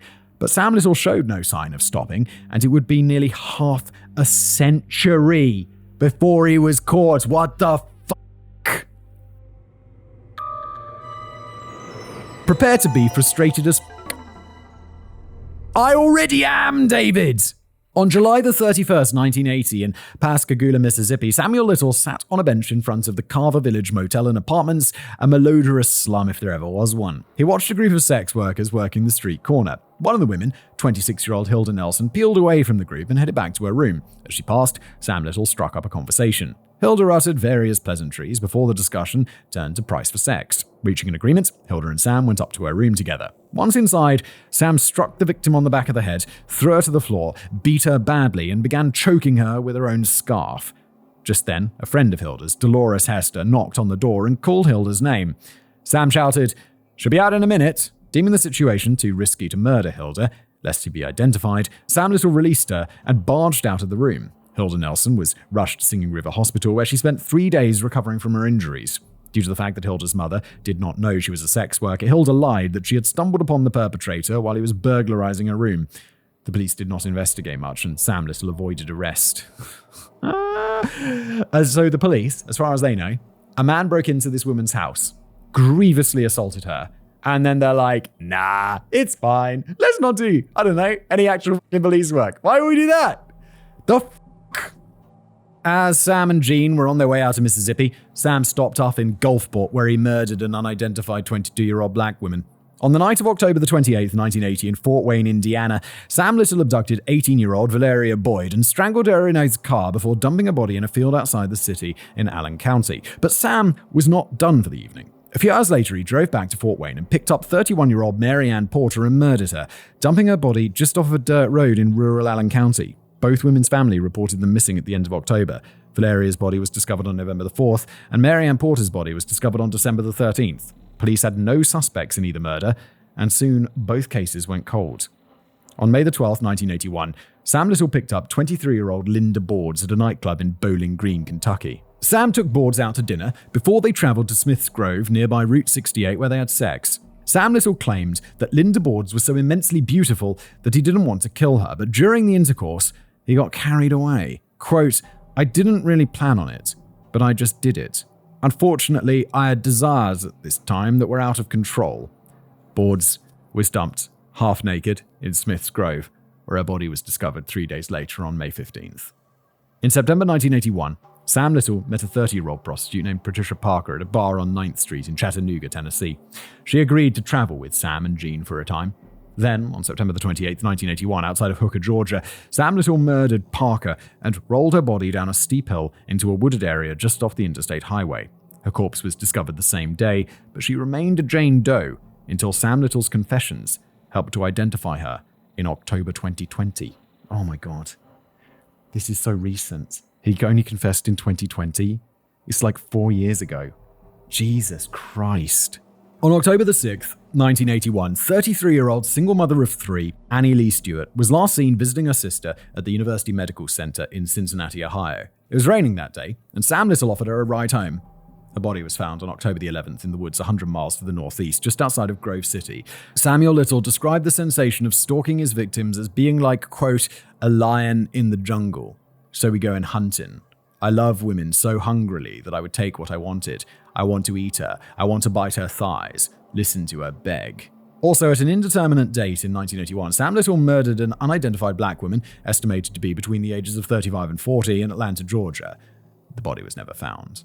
On November the 19th, 1981, Sam Little was back in Pascagoula, Mississippi, where he offered 22-year-old Leila Mae McClain $50 for sex. Leila was a fairly small woman, standing at just 5'2". She accepted Sam's offer and told him to take her up to Carver Village, where she had a room. But in order to avoid being seen by any witnesses to the attempted murder of Hilda Nelson at Carver Village back in July 1980, Sam said he'd prefer to get a room at the Shamrock Motel instead. Leila shrugged and said that was fine, but Leila's suspicions were aroused when Sam drove past the Shamrock and turned onto a deserted side street thickly laden with trees. Leila instinctively knew that some foul play was imminent. She reached over, wrenched the steering wheel hard to the right, swung her leg over to the driver's side, and slammed her foot down on the gas pedal, all in an attempt to run Sam's car into a brick wall. Sam managed to push Leila back to the passenger side of the car and slam on the brakes before impact. Then Sam lunged at Leela McLean, grabbing her by the neck and tearing at her clothes. So Leela began punching Sam multiple times in the face over and over until her knuckles bled, and then she scratched his eyes with her long nails for good measure. Fucking yes! Sam released Leela's neck and crumpled back into the driver's seat, giving Leela an opportunity to escape out the passenger door and run like hell. Let's fucking go, Leela! When she reached the end of the street, without hesitation, she bolted onto the highway, dodging in and out of traffic, her clothing torn and her breasts exposed, until she reached a male pedestrian on the other side of the road who gave her assistance. Sam did not try to pursue Leela, and he immediately went to collect Jean and flee the city. Leela did not report the crime, thinking the police wouldn't believe or help her, and honestly, Leela's probably fucking right. Christ! On July the 10th, 1982, I can't possibly imagine something like this happening to me, going to the police and them doing nothing. I'd just be like, I don't understand. Why are you doing anything? Why are you getting paid? Fix this, solve this. Who did this? Come on. It's unbelievable. On July the 10th, 1982, Sam and Jean returned to Macon County, Georgia, where Sam abducted and murdered 18-year-old Fredonia Smith. Little claims that Smith resisted violently and almost got away. She left multiple scratch wounds on his face and arms. Ultimately, Sam Little overpowered and strangled her, but only in order to end the struggle quickly and kill a potential witness. Fredonia Smith's resistance was so vigorous that she prevented him from sexually assaulting her. Little dumped her body in some bushes in the backyard of a house on Magnolia Street. The owners discovered her when they were clearing out the bushes several weeks later. In 2018, Fredonia's brother Eddie said that he'd like to, quote, put my hands around his neck and squeeze and let him see how it feels. Just how he did to all these women. Yeah, me too, Eddie. Me too.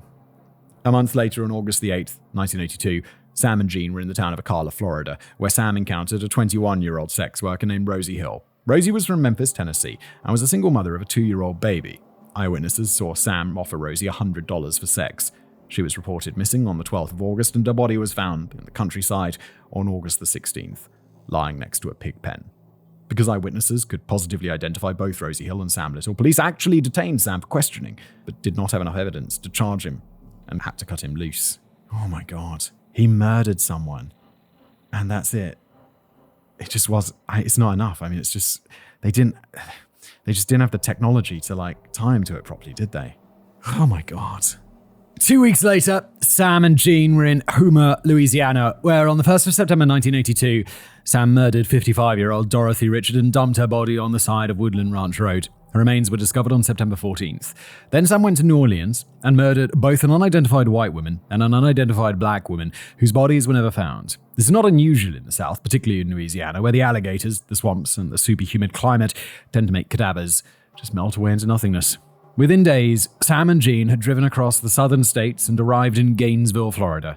Along the way, they picked up a teenager named Danny Beckless, who helped Jean out with shoplifting from stores and malls, while Sam acted as a getaway driver. On September the 10th, Sam was drinking alone in Willie Mae's Beer Tavern in Gainesville, where he started talking to Patricia Ann Mount, a 26-year-old woman with a mental disability, arrested development, and an IQ of around 40, who lives in a care home nearby. Sam described Patricia Mount as, quote, one of my bar girls. She had a long face, a long pretty nose, and a long neck, so I chose her. Eyewitnesses saw Little leave with Mount, driving away in a brown Pinto station wagon, and then according to Little, quote, we stopped at a liquor store. She was an alcoholic. There's a note here, this is not true, okay, and bought us some wine, and we went back to the car and drove out to a big cow pasture. As soon as I felt her neck, I got rock hard. The bones in her throat was what excited me. I had to do it. I squeezed her neck. After it was all over, I leaned back for the next couple of days, just like a lion after he ate. The next morning, Sam returned to the Star Motel, where he and his travel companions were staying while in Gainesville. Jean Dorsey and Danny Beckless were still asleep. A few hours later, Danny woke up and went down to the car, where he found smeared across the back seat. The intellectually disabled Patricia Mount had soiled herself when Sam Little attacked her. I imagine, I don't know if it's true, but don't people soil themselves when they die? Isn't that a thing? So is it relevant that she was intellectually disabled? Danny approached Sam and asked, what the f***? At which point Sam started bragging that he hurt sex workers. Not that Patricia Mount was a sex worker. She was just a vulnerable person with the innocent mentality of a child that he had plied with alcohol in a tavern and lured to his car. Danny Beckless was alarmed, but said nothing. A few hours later, Jean Dorsey came down and cleaned the fecal matter off the back seat. Danny Beckless Sounds like he's playing this right. If I was in Danny Beckless' situation, I'd be like, yeah, that's funny. Look, I'm just going to go to the shop and buy a Coke. And then I would never return. I'd not be like, what the dude? Did you kill someone? Because then you're going to get killed yourself.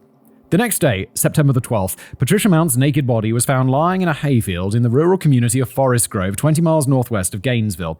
Police found several of Sam Little's hairs on the body, and so they began searching for the man who was seen with Patricia Mount in Willie Mae's Beer Tavern 2 nights before. But by the next day, on September the 13th, Sam had left the state. I don't understand. Is this not America? You are one country, are you not? You are like one country under God or some shit like that?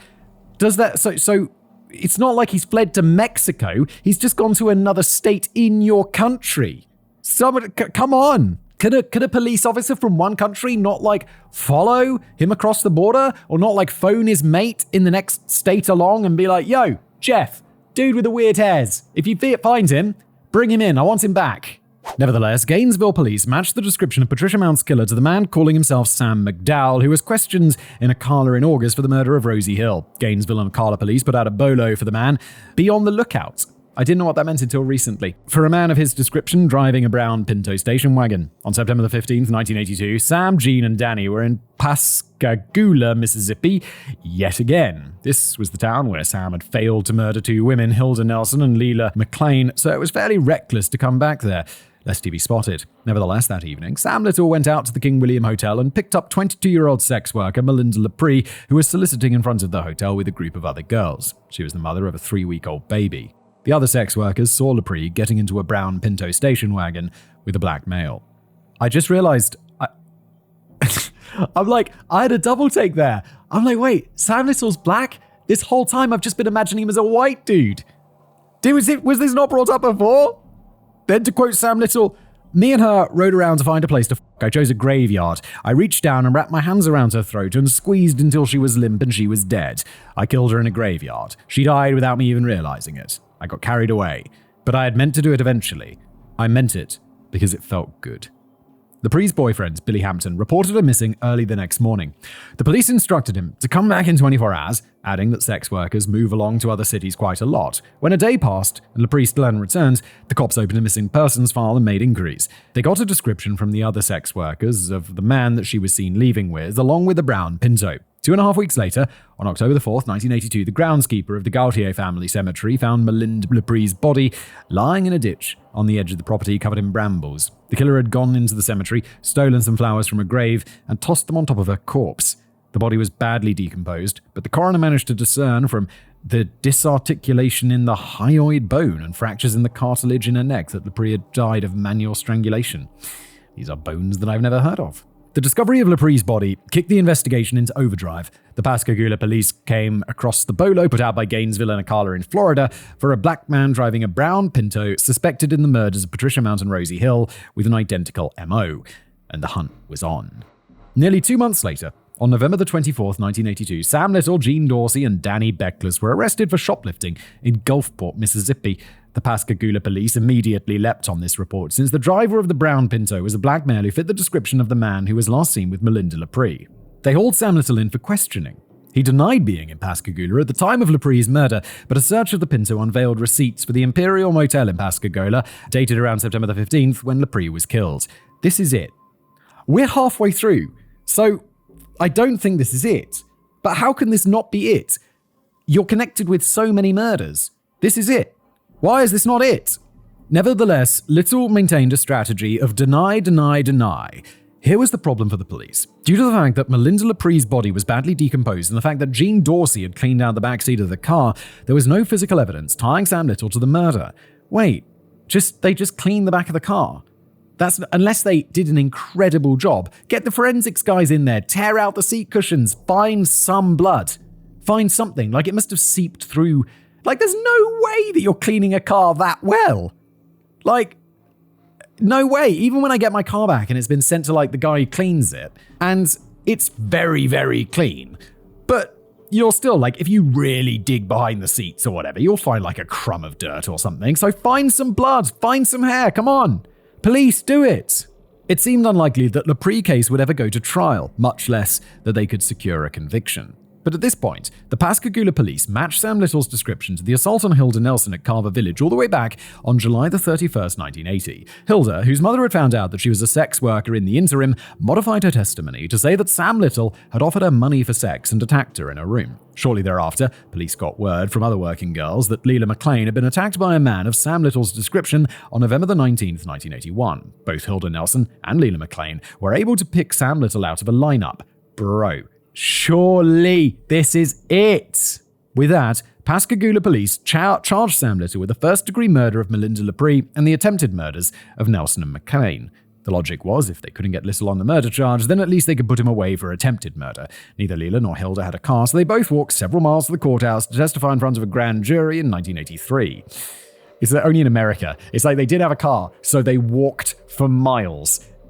Everywhere else is like, oh, I just took the bus. Or the undergrounds, or the tram. Uber. It's 1983, I know that wasn't a thing. But public transport, you know. Hilda Nelson was 8 months pregnant at the time. When they entered the courtroom, Leila was pissed off and full of spit and vinegar, while Hilda was so terrified that when she saw Sam Little, she lost control of her bladder and wet herself. Neither Hilda nor Leila got to testify.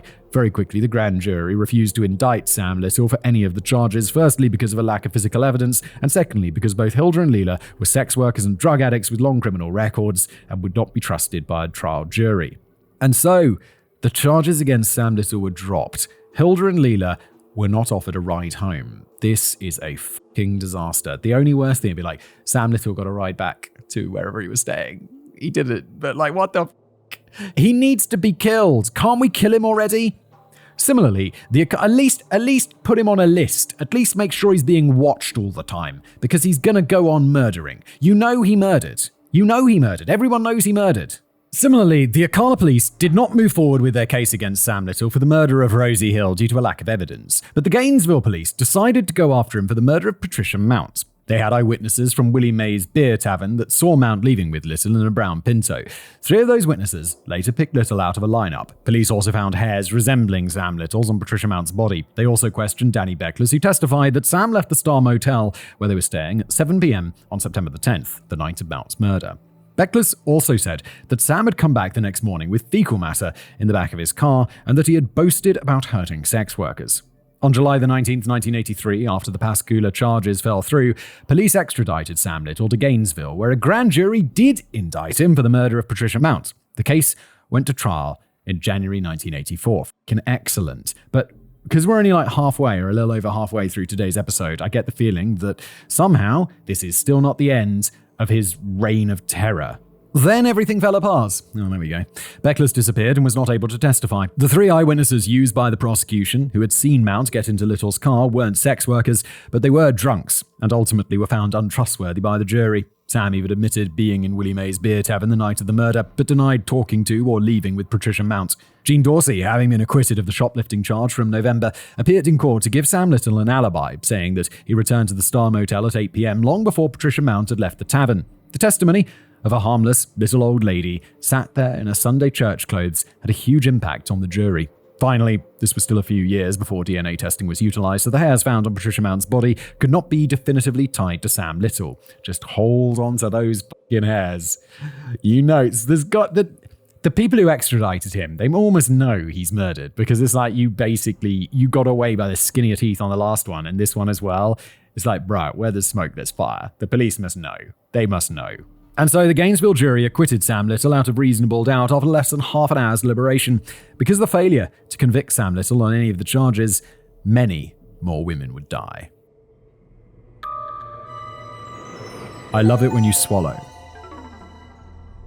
At 4 a.m. on May the 12th, 1984, Samuel Little picked up 26-year-old sex worker Willie Mae Bivens. Wait, was this the same name as the pub? Willie Mae's Beer Tavern. Is that a popular name? I've never heard it before. In front of a nightclub in Tennessee, Florida, murdered her and dumped her body in a vacant lot along the Shadeville Highway to the southwest of town. A year later, police wrongfully accused a drifter named Eddie Daniel Harris, who had been seen talking to Bivens in the nightclub earlier in the evening.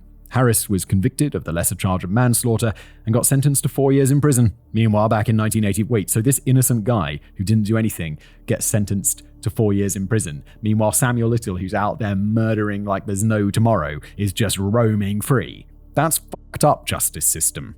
Meanwhile, back in 1984, before leaving Florida, Samuel Little also murdered two unidentified black women of indeterminate ages in Fort Myers and Tampa Bay. From there, Samuel Little and Jean Dorsey headed on to Savannah, Georgia, where Sam picked up 23-year-old Frances Campbell at a bar on Montgomery Street, strangled her to death, and dumped her body on a pile of construction debris. Her remains weren't found until a year later. While still in Savannah, Sam Little murdered an unidentified black woman in her 20s. Then Sam and Jean headed to Atlanta, where Sam murdered yet another unidentified black woman that he estimated to be between the ages of 23 and 25. She may have been a college student. Then Sam and Jean headed north to Cleveland, Ohio, where sometime between May and June of 1984, Sam picked up 21-year-old Mary Jo Payton at a bar and dumped her body in the stairwell of an abandoned factory. Due to Payton's reputation for drug addiction, her death was classified as an overdose rather than homicide. What, the drug strangled her to death? Of course she was strangled. That's all he does. That's why he kills, because he likes strangling. Can you... Is it too much to ask for the police to just do some level of work, rather than just fucking nothing? From there, Sam and Jean headed to Columbus, Ohio, where they met a sex worker named Linda Bennett, around 25 years old, in a strip club, and told her that they'd give her a ride to Miami. Sam described her as dishwater blonde, with her hair cut into a bob, around 5'7" at 130 pounds. They drove to Cincinnati, where they partied downtown, then crossed into Kentucky. Just outside of Covington, people were throwing a music festival that the woman wanted to go to. Instead, Sam Little drove her up into the hills, murdered her, and dumped her in a thick bed of vegetation. Then Sam and Jean drove south to Mobile, Alabama, where on August the 10th, 1984, Sam picked up two sex workers, 23-year-old Hannah Mae Bonner and 34-year-old Ida Mae Campbell. The women were last seen in the company of Little later that evening, when they pulled over to buy some cocaine from a local drug dealer. Hannah Mae Bonner's body was discovered in a ditch next to a country road south of Mobile the next day. Ida Mae Campbell's body was found 3 weeks later next to a dirt road near Halls Mills Creek, a few miles away from Hannah's body. After that, Sam and Jean drove west to San Bernardino, California, where Sam Little murdered an unidentified black woman in her late teens or early 20s. After killing her, he had sex with her corpse next to the highway before dumping her body on the side of a hill. The fuck, man, this is super fucked up. Then they headed 2 hours south to the city of San Diego, where on the night of September the 27th, 1984, Sam Little abducted 22-year-old Lori Barras as she walked to a drug dealer's apartment in the city's downtown core. Little drove her out to an illegal dump site off of Market Street and sexually assaulted and asphyxiated Barras. Sam Little thought it killed her, and Barras played... Oh, is this the woman from the beginning? It is, isn't it? Yes! Sam dumped her out of the car and drove away, leaving Barras to stagger to a payphone and call a friend for help. Once Lori Barras recovered from the shock, she went to the police station and reported her assault. She did not mention that she'd previously worked as a sex worker in case it would result in the police taking her complaint less seriously. Very smart move, because that's almost certainly what would have happened. Good for you. A bolo was sent out looking for a black man in his 40s or 50s, approximately 6'1", 230 pounds, driving a dark-colored Thunderbird. On October the 25th, 1984, Samuel Little picked up 23-year-old sex worker Tonya Jackson in a gay bar in downtown San Diego and offered her $20 for sex. He drove out to the exact same illegal dump site which had taken Lori Barras to in September. Sam Little forced Tonya Jackson onto the floor of the back seat, beat her badly, and choked her to the point of unconsciousness. Sam prepared to kill her, like he had with so many others, but the bolo from the assault on Lori Barras was still in effect. At that moment, a patrol car spotted the black Thunderbird, pulled up behind it, and hit it with a blinding spotlight. The two officers could make out a man in the back seat. They got out of their patrol car, weapons drawn, and ordered the man to exit the vehicle.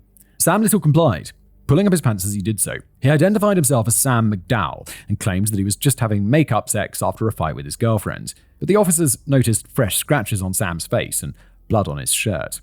The officers ordered Sam to put his hands on the patrol car and spread his legs. He was frisked, then one officer stayed with Sam while the other checked out the Thunderbird. He found Tonya Jackson naked and unconscious on the floor of the car with blood streaming down her face and bruises on her neck. This must be it.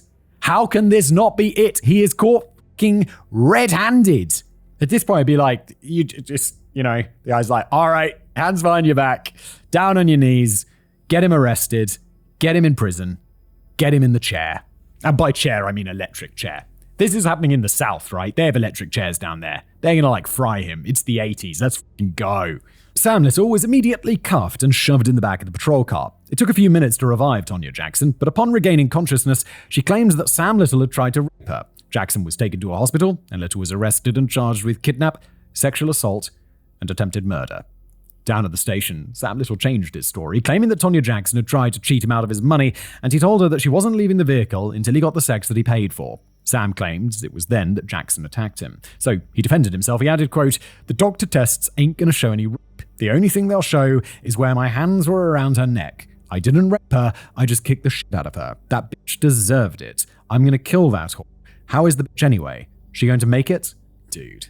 You're saying this to the police? Are you insane? Indeed, Sam Little hadn't had a chance to sexually assault Tonya or ejaculate on her, so apart from Tonya being naked, there was no clear evidence of sexual interference, and her nakedness could accord with Little's testimony that they had a disagreement over payment for sex. Nevertheless, the kidnap and attempted murder charges seemed like a slam dunk. The cops immediately connected the attack on Tonya Jackson to the one on Laurie Barros, for which the bolo had been circulated. Yes, of course they should. The reason they looked into it in the first place is because he was in the car that the bolo is out on, and he's in the place where it happened. He's been getting away with this for so long. He's like, F it, no one's ever going to catch me. And I kind of get the feeling that he's going to get away with it again, isn't he? Laurie Barros was brought down to the station and picked Sam Little out of a lineup. She immediately knew it was him.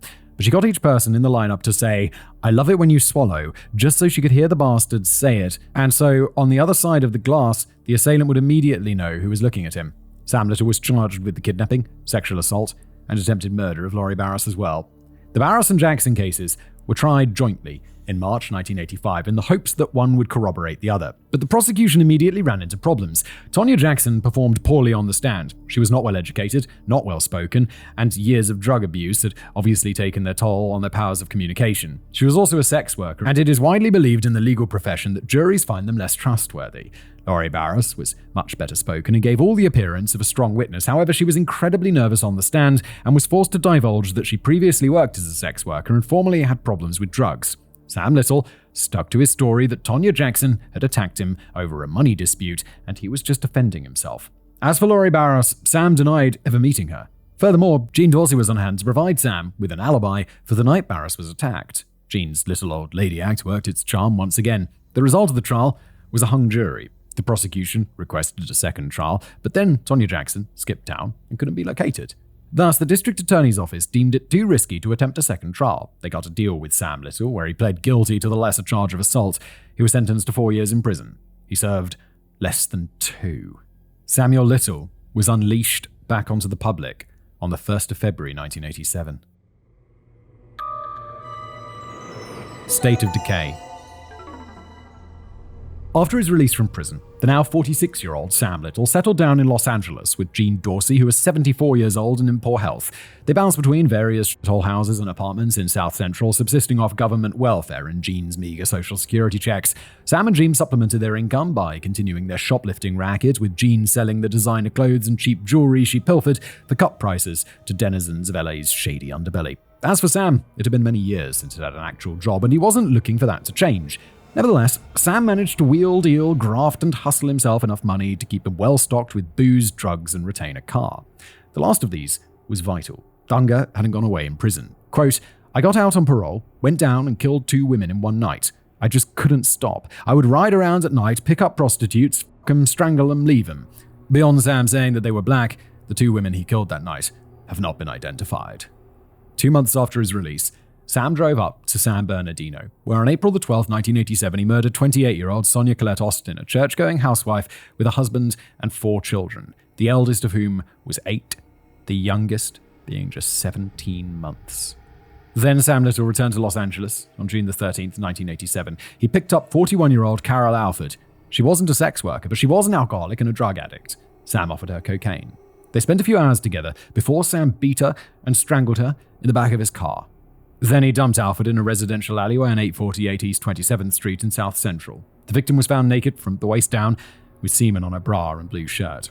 But Sam was unwise to leave his ejaculate on the body. Things had changed while Sam was in prison. DNA profiling had first been used for a criminal investigation in 1986, but masturbating with one hand and choking a woman with the other was a crucial part of Sam Little's MO, and it wasn't going to change at this late stage. Quote, "Some things that I desire are disgusting. I see that woman with the big ass and the big thighs and the big titties winking her eyes at me. What I wanted all my life. Women, to hold them and touch them. I couldn't get all that. They didn't want to see me. So I took them, made them mine, took them forever, and tagged them." Although Sam occasionally strayed outside his preferred victim profile, often by accident, he usually made a point of targeting down-and-outs, sex workers, drug addicts, mentally disabled, so that the police wouldn't put much energy into investigating the murders. As such, the socially stratified dystopian cesspool of LA, with its 60,000 homeless, 115,000 sex workers, and 500,000 drug addicts, was a virtual gold mine for Sam during the rest of his career. After the murder of Carol Alford, Sam Little went on to murder 2 more unidentified black women in 1987. Sam Little barely remembered any details about them. One he guessed was 19, another he guessed was 50, who he simply dubbed Granny. These 2 women, in addition to the 2 unidentified black women murdered in February, have never been found. Or, as we know happens with one of Little's later victims, the bodies have actually been discovered, but become so lost in the morass of corpses that pop up in LA on a regular basis that police simply haven't located the woman that Sam was talking about in their records. When a homeless woman, sex worker, or drug addict shows up dead in LA, it's hardly front-page news, and the scale of the problem eradicates most opportunity for due diligence from the police. Then you need more police. I'm sorry, if there's loads of murders and the police don't have time to investigate murder, then you need more police. It's ridiculous. Aurelia Jean Dorsey died of a brain aneurysm in 1988. She died without having been brought to justice for being an accomplice to the murder of dozens of women by regularly disposing of physical evidence, and for perjuring herself by providing Sam Little with 2 fake alibis. And if the account of Lucy Madeira is to be believed, for committing double murder herself, shooting a cheating boyfriend and his lover when Dorsey was a young woman living in St. Louis. Holy shit, did we talk about that? Her death also deprived Sam Little of a significant portion of his income. He became increasingly transient, sometimes living out of his car, and more frequently he downgraded his choice of drugs to cheaper crack cocaine. His appearance rapidly began to transform from the strapping masculine bar hopper of the 1970s and 80s to a prematurely aged, creepy-looking drifter. Jean's death and Little's increased use of drugs makes the record for the rest of the 1980s somewhat hazy. Sam spoke of killing an unidentified black female that he pegged at 24 in Monroe, Louisiana in 1987, but he also said that he may have killed this woman in, quote, the early 90s. Similarly, Sam claimed that he traveled to Phoenix, Arizona in 1988, where he killed an unidentified Hispanic woman, but he bizarrely added that he may have killed this woman in 1996. Is it that bizarre? Like, I'm kind of amazed that he even remembers any of this. Or like, he's killed so many people. How can he be like, oh yeah, I killed someone in like June of 1986? However many years ago that was, whenever we finally catch this fucking kid and put him in the chair.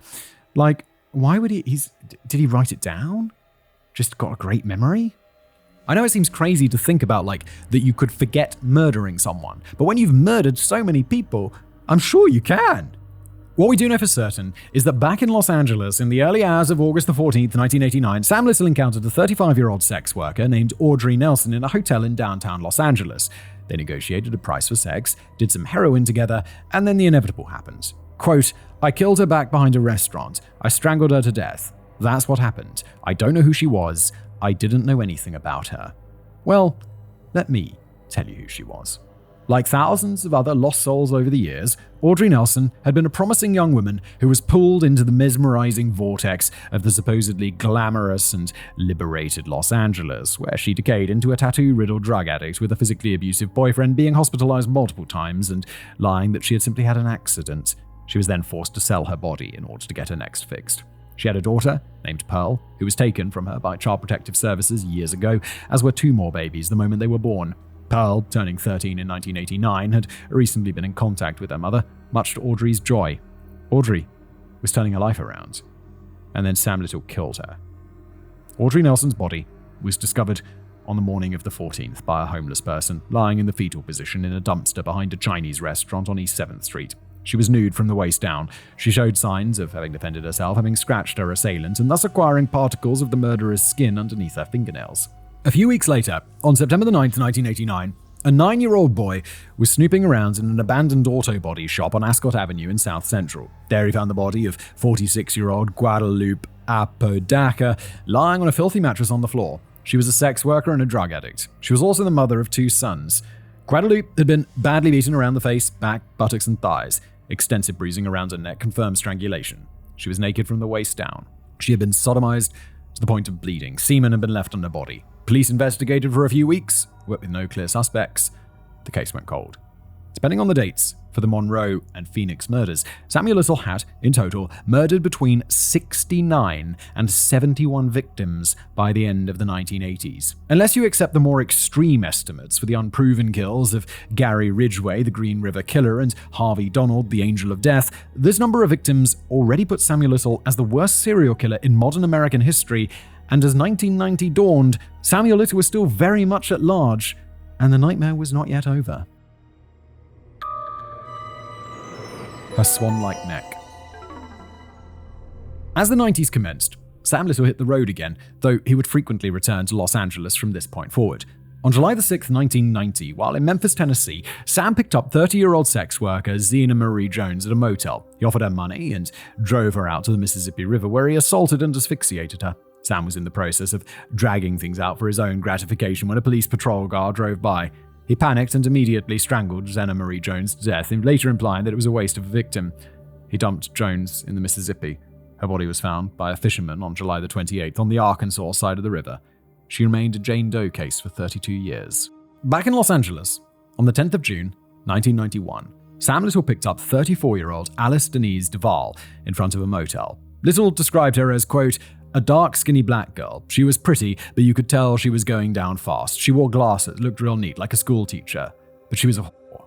Sam drove Alice down Central Avenue before making their way across the entirety of Long Beach to the coast, where they pulled up next to an overpass. They sat in the vehicle, talked, and smoked crack. They began to have sex, but it wasn't long before Sam had his hands around her neck. He began to choke her and, quote, only then did she struggle in my arms. She squirmed around and was pulling at my hands, and we were looking into each other's eyes until she didn't breathe no more. She was gone. She was dead. Then I just did what I wanted to her. I ran my hands through her hair and smelled her hair. I was kissing her, holding her. Sam dumped Alice on a patch of grass next to the overpass. Her body was discovered by pedestrians the next morning. She remained a Jane Doe case for 30 years. In fact, when Sam described her murder to the police, such was the profusion of bodies regularly found in Los Angeles that a report of her dumped body was not found amongst the hundreds of others. Alice was not identified as Sam's victim until 3 years after his initial confession to her murder. Even then, it was true crime writer Gillian Lauren who discovered her identity rather than the LAPD. You know it's bad when, an author, a journalist or whatever, is doing the work of the police that they should be doing.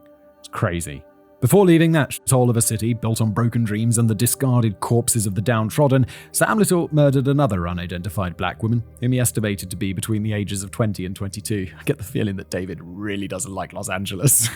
A couple of months later, at the end of August, Sam Little was in Cleveland, Ohio, where he offered a ride to 32-year-old Rose Evans. He drove her to a vacant lot on East 39th Street, where he murdered her and dumped her body, covering her with a couple of old tires. Her body was spotted by a person walking down the sidewalk on August 24, 1991. From there, Sam Little drove to Akron, Ohio, where on September the 8th he murdered 34-year-old Roberta Tanderich and dumped her body in the woods by Firestone Metro Park. Her body was discovered on September the 30th. She had 2 daughters. The following year, 1992, Sam Little was back in Los Angeles, where he murdered 2 unidentified black women of undetermined ages and 1 unidentified Hispanic woman of around the age of 25. Then in late April 92, Sam Little was in North Little Rock, Arkansas. He drove past a crack house where he saw 7 women smoking crack on the porch. Sam approached them, and in particular he singled out a girl he described as black, heavy-set, with buck teeth and a gap between them, approximately 5'7" and 170 to 180 pounds.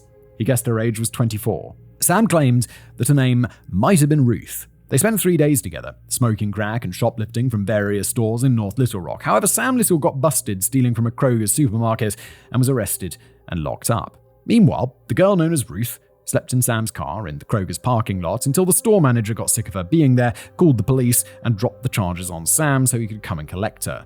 He did so, and then Sam Little took Ruth about 10 miles out north of Little Rock into a cornfield, where he stopped next to a pile of old corn stalks.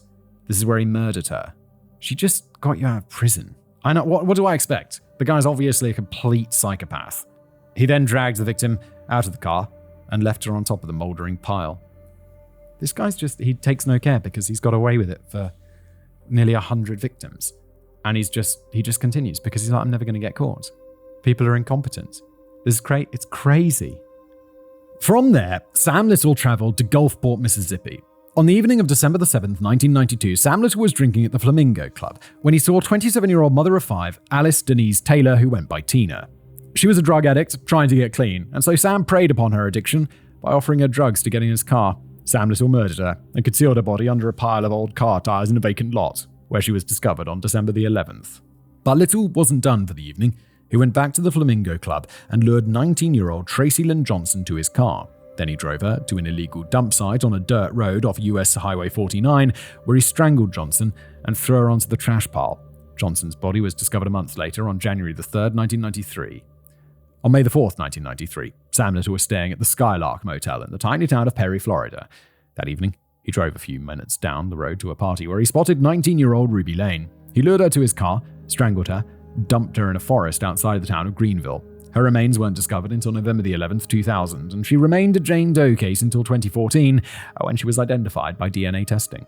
At 2 a.m., on August the 7th, 1993, in Lubbock, Texas, Sam Little picked up 37-year-old sex worker Bobby Ann Fields Wilson in front of the Rose Hotel. Eyewitnesses saw Bobby Ann get into a yellow Cadillac Eldorado, which Little was known to drive at the time, but they had no reason to take note of the license plate, and they didn't get a good look at the driver. On August the 8th, the family were going for a walk together near Keel Avenue when they found the victim's body, badly beaten and strangled. Shortly thereafter, while Sam was on his way back to Los Angeles, he stopped off in Las Vegas. Walking along Owens Avenue, he met an unidentified black woman who Little claimed was a sex worker, about 40 years old, approximately 5'5" and 120 pounds, wearing a long-haired wig. At one point, she bizarrely waved her son over, who Sam guessed was about 20 years old. The young man asked Sam, "How are you doing?" and shook his hand. Then Sam and the unidentified woman negotiated a price for sex and took off in Sam's car. What a bizarre scene. He dumped the victim on the outskirts of Las Vegas, heading in the direction of Searchlight, on a road leading to a motel. The body rolled down a steep incline on the side of the road into some thick bushes. The body's never been found, and the murder has never been matched to any missing persons case. On January the 12th, 1994, Sam Little was in Odessa, Texas. Oh my God, does this just repeat forever? Good Lord, it just continues and continues. So many murders.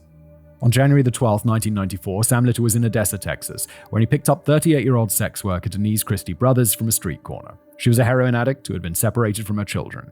Sam Little drove Brothers to a motel, where they were intercepted in the parking lot by the victim's boyfriend, Elton, who didn't like it when Denise went with other black men. Sam Little mollified Elton by offering to buy them all heroin. 3 hours later, they were the best of friends. Elton said he had to go, and left Denise and Sam alone together. They immediately resumed discussion of going somewhere for sex. Denise suggested the scuzzy motel that she lived at. Sam suggested going for a drive. They pulled into an alley off South Van Street. Denise had just spit in her hand, ready to give Sam a hand job when Sam lunged forward and grabbed her by the neck with one hand. He masturbated with the other. Denise Brothers scratched her assailant's face. In response, Sam punched her 4 times in the head, stunning her. He continued to choke the victim, kissing her and sucking the tears off her face as she died. Whew. It just gets grimmer. 3 weeks later, on February the 2nd, 1994, the remains of Denise Brothers were found by a truck driver in a pile of trash on a vacant lot near South Ann Street. Brothers was known to law enforcement and was immediately identified. The coroner ruled her cause of death as homicide by strangulation. Well, good, you got that right. Rather than that one woman they found earlier. And was like, oh no, yeah, drugs, they strangled her. Jesus, police. Police launched a citywide investigation, excellent, even calling in the Texas Rangers, excellent, including a man named James Holland, who we shall hear from later. Excellent, James, I hope you are the hero of this case. Unfortunately, Denise's boyfriend Elton could not identify the man he'd seen that night, nor could Odessa police locate a man of his description. Of course, Sam had long since left Odessa and the state of Texas altogether. 3 weeks later, on February the 24th, 1994, in Pine Bluff, Arkansas, Sam Little abducted and murdered 26-year-old prostitute Jolanda Jones and dumped her near Port Road on the outskirts of town. No bruising was discerned around her throat, and so at the time, her death was ruled to be a drug overdose. On the afternoon of January 31st, 1996, in the small town of Opelousas, Louisiana, Melissa Thomas left her house to walk to the gas station for some cigarettes. Sam Little saw her and followed at a distance. When Melissa Thomas cut across a cemetery to reach the gas station on the other side of the street, Little rushed forward and tackled her to the ground. He swiftly choked her to death. She was found in the graveyard several hours later, lying face down, showing signs of strangulation. She was fully clothed. No semen was found on her corpse. Because it was daytime, Sam hadn't dragged it out or sought sexual gratification in the moment. He just straight up murdered her. A mere 2 days later, February the 2nd, 125 miles away in Houma, Louisiana, Sam Little spotted 40-year-old drag addict Daisy McGuire. Quote, her neck was slim, like a swan. She had the prettiest neck you ever lay eyes on, to my mind. So I chose her. A decade earlier, Daisy had been a happily married woman with a young daughter. Then, around 1986, she had become addicted to crack. Her life spiraled downward until she was living alone in a ramshackle house with dirty clothing piled to the ceiling and wandering the streets at night, semi-coherently preaching from a Bible that she always carried with her. That is where Sam Little found her. Quote, a black dude introduced me to her and told me that he didn't give a fuck about her. And I said, if y'all don't want her, I'll take her. And that's how we got together and drove around for 2 or 3 days. We had an argument over $20 that she wanted to buy some crack cocaine with. The next day, I came back and picked her up. And that's the day I finally killed her. I parked beside this tool business at 5 o'clock in the morning. She had on a sexy outfit. She loved the feeling of look but don't touch. But she didn't realize that she could go too far with that. Then I just grabbed her by the neck and squeezed. She realized I wasn't going to let her go. I got off, but she didn't. On February the 6th, 1996, Daisy McGuire's body was discovered, shoved underneath a corrugated steel building in the town's industrial district. Her face was beaten beyond recognition, and she had to be identified by her tattoos. Despite obvious signs of foul play, the contusions on her face were not fatal, and the coroner did not detect any signs of strangulation around her neck. After days of indecision over what to do with the case, her death was ruled as the result of an overdose and hypothermia. Her face was beaten beyond recognition. Oh yeah, she died of an overdose and hypothermia. Her face was beaten beyond recognition. To quote Little, stupid ass police, they didn't care. I picked up whores and I picked up bitches. Real hoes. These girls, I killed them. They're not women of position. I have to agree. First time I'm agreeing with old Sam here in this episode. Stupid ass police. He's killed nearly 100 people. Guys, get your shit together. From there, Sam Little returned to Los Angeles, where during the remainder of 1996, he murdered 3 unidentified black women, all of whom he estimated were around 25. One of them he referred to as Sheila, another he referred to as the nickname T-Money. Also in Los Angeles, in 1996, Sam Little murdered an unidentified white female, also around 25, 5 foot, 110 pounds. He claimed to have killed her in the bathroom at an abandoned house. After her death, Sam tried to sodomize the corpse, but his penis remained flaccid, so he dumped her in the bathtub and left. Sometime in the following year, 1997, Sam murdered another unidentified white female of undetermined age in Phoenix, Arizona. After that, Sam's murderous campaign slowed almost to a halt. He was 57 years old and in poor health from years of drug abuse. As his strength faded in old age, he wasn't willing to risk physical altercations with younger women lest they managed to escape. Sam transitioned to a life of shoplifting and selling bootleg goods just like Dean Dorsey had taught him, and living in an RV. But the hunger remained. Sam Little claimed his last victim in the summer of 2005 while in Decatur, Alabama. He struck up a friendship with Carol Ann Stevens, a 46-year-old mother of an adult son who had recently graduated from university. Sam Little chatted with Carol on and off for 2 weeks. That's when she felt comfortable enough going inside Sam's RV. He drove her 115 miles west of Tupelo, Mississippi. According to Sam, Carol consented to this journey. Sam claims to have liked Carol, but when they were parked in front of a Walmart in Tupelo, he lost his temper with her, flew into a rage, and strangled her to death. Sam Little dumped his victim by the side of the road in Lee County. And with that, at the age of 65, which is about the retirement age for most of us, Sam Little stopped killing. Apart from occasionally getting arrested for shoplifting, the most prolific serial killer in US history continued to fly under the radar for several more years. From 1970 to 2005, at least 93 women had been killed, and there was no indication that Sam Little would ever be brought to justice, which is insane. That's insane. A hero named Mitzi. In 2001, the Los Angeles Police Department's Robbery and Homicide Division established a unit devoted to working through the gigantic backlog of cold cases that were over 5 years old. This was prompted by major advances in DNA profiling technology. Let's go! In the past decade, he's been in prison, so they've got his DNA, right? He was in prison after DNA became a thing, so they're like doing that. And then they've got all of the boxes filled with evidence, which they can run for DNA, and can we kill him already, please? And it was hoped that previously unsolvable murders could be linked to the quote-unquote DNA fingerprint of killers whose DNA had been collected in a handful of state and national databases. There were over 6,000 cold cases in Los Angeles. The majority involved the unexplained deaths of the city's underclass, the homeless, sex workers, drug addicts. And so, what came to be known as the Cold Case Special Section, or CCSS, was born. Detectives working cold cases eventually took their unofficial motto from the crime novels of Michael Connelly: everybody counts, or nobody counts. Coming through cold cases is slow, often thankless work. On May 6, 2009, 8 years after the establishment of the CCSS, semen residue discovered on the corpse of Guadalupe Apodaca, who had been found on a filthy mattress in an abandoned garage in 1989, was scheduled for testing.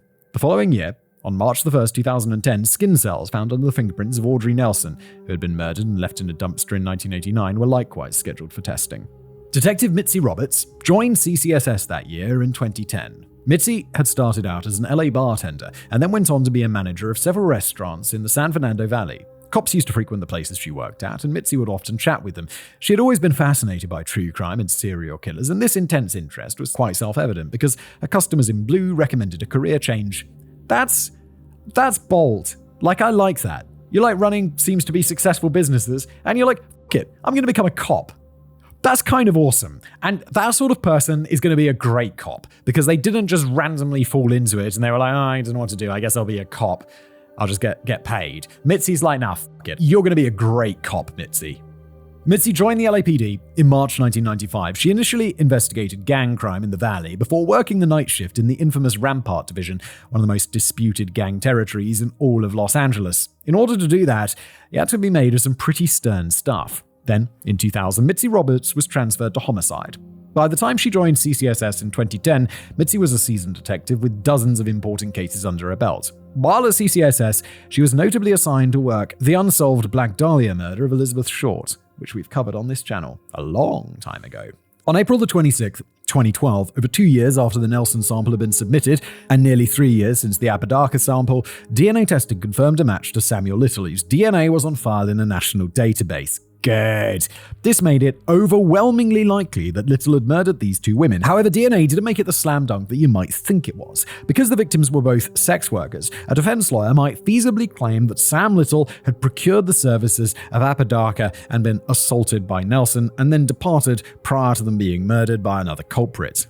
I mean, it's extremely unlikely with 2 people, and just test some more and then you'd be like, okay, 3 people, 4 people, 5? Come on, what are the odds? What are the odds? Get him in the chair! So circumstantial evidence had to be gathered and a pattern of behavior established to make it clear that Sam Little was a sex-based serial killer.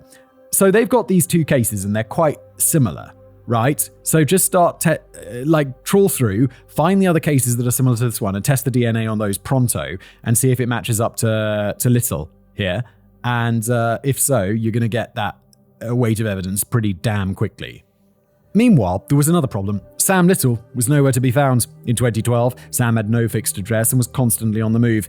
He had taken to sleeping in his car and wandering around homeless camps in various parts of the United States. Mitzi looked into Sam Little's arrest record. He had a rap sheet a mile long. He had been arrested in 24 states on dozens of counts spanning from theft to shoplifting to sexual assault and attempted murder. Mitzi was particularly sickened to see that in 1976, Sam had been sentenced to only 3 months for what was quite obviously the rape and attempted murder of Pamela K. Smith. Similarly, in 1983, Little had slipped the noose for the murders of Patricia Mounts and Melinda Lepre and the attempted murders of Hilda Nelson and Lena McLean.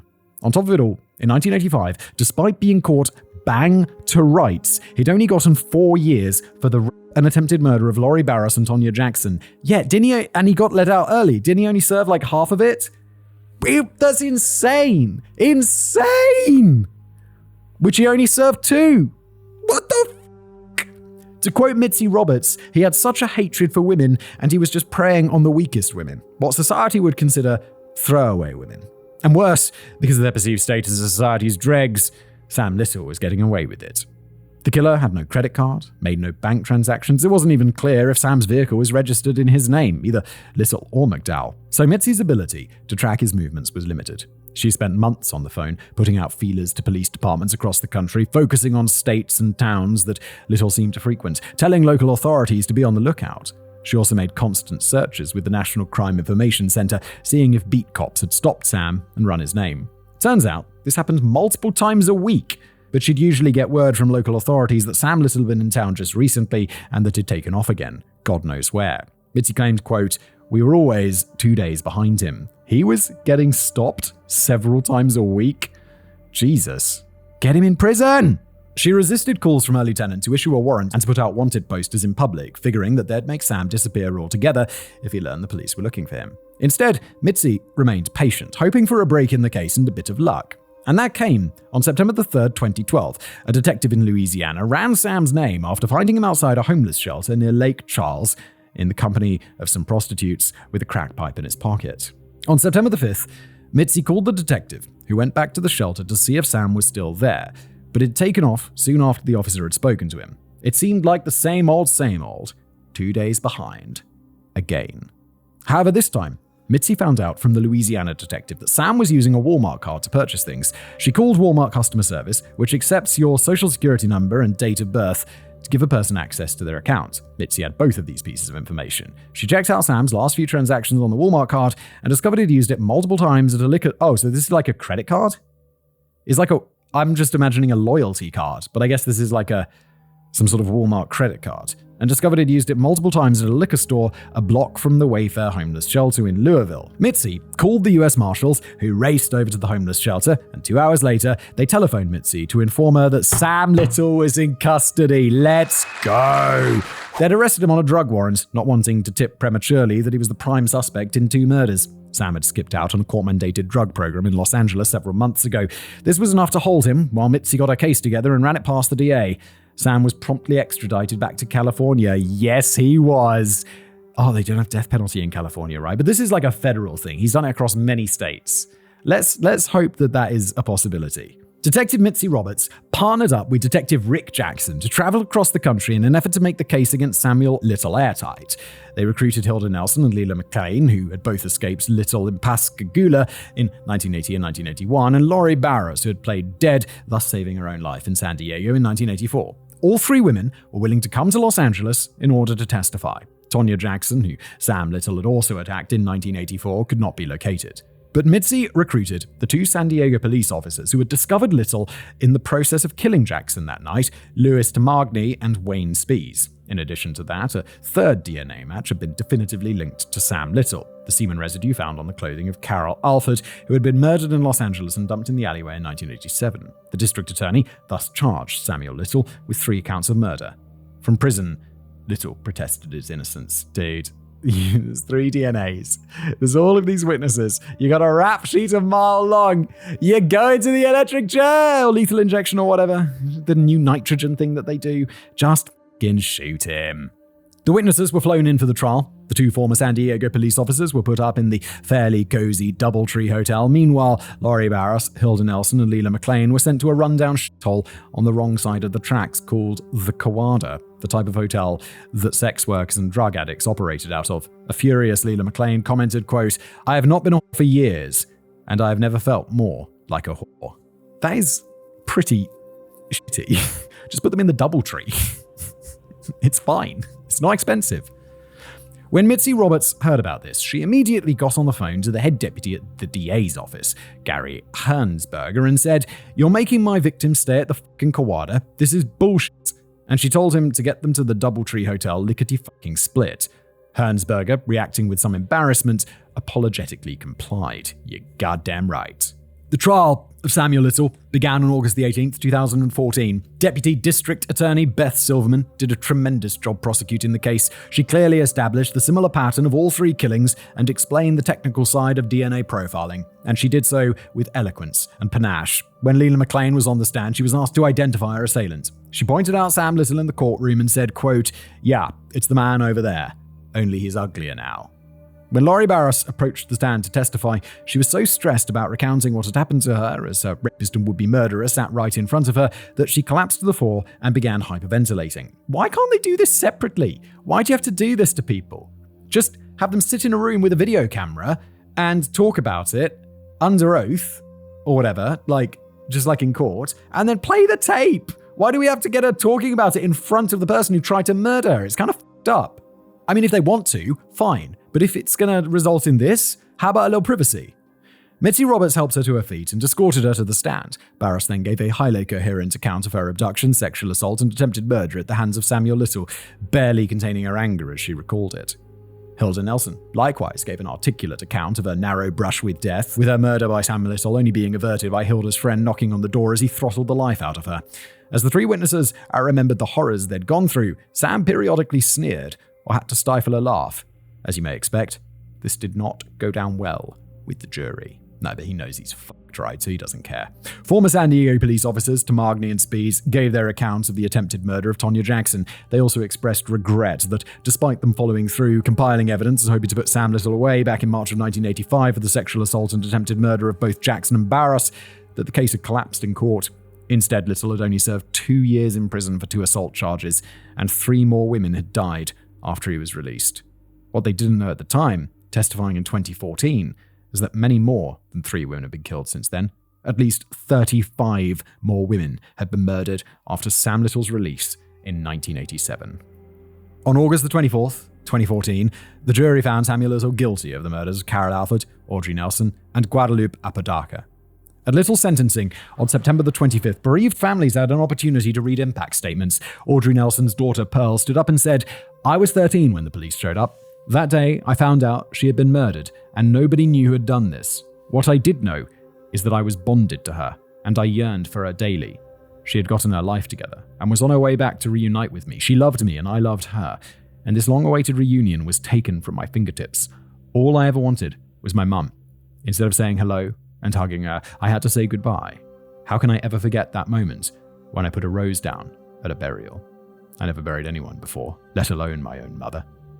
I had been waiting for her."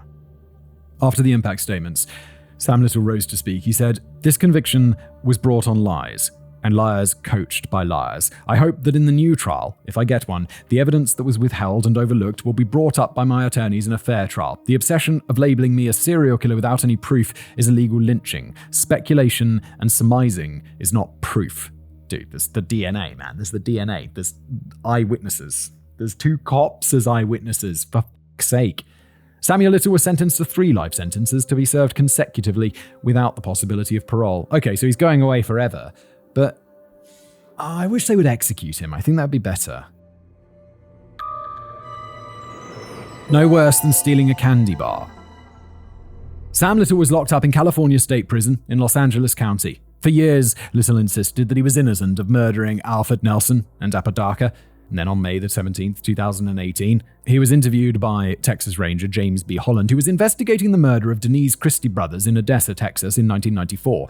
Brothers had been found in a pile of trash in a vacant lot. Her boyfriend, Elton, had spent 3 hours doing heroin with the man who most likely murdered her. Elton's description matched Little's appearance, along with the car that he was driving at the time. The strangulation and dumping of Brothers also matched Sam Little's MO. Little had been in his late 40s when he committed 3 murders in Los Angeles. Serial killers typically get started much earlier than that, and Little had traveled around the country for most of his adult life, so it was feasible that Little was Denise Brothers' killer. However, no usable DNA had been found in her body. Thus, James B. Holland, who had worked the Brothers case back in 1994, was dispatched from Texas to elicit a confession.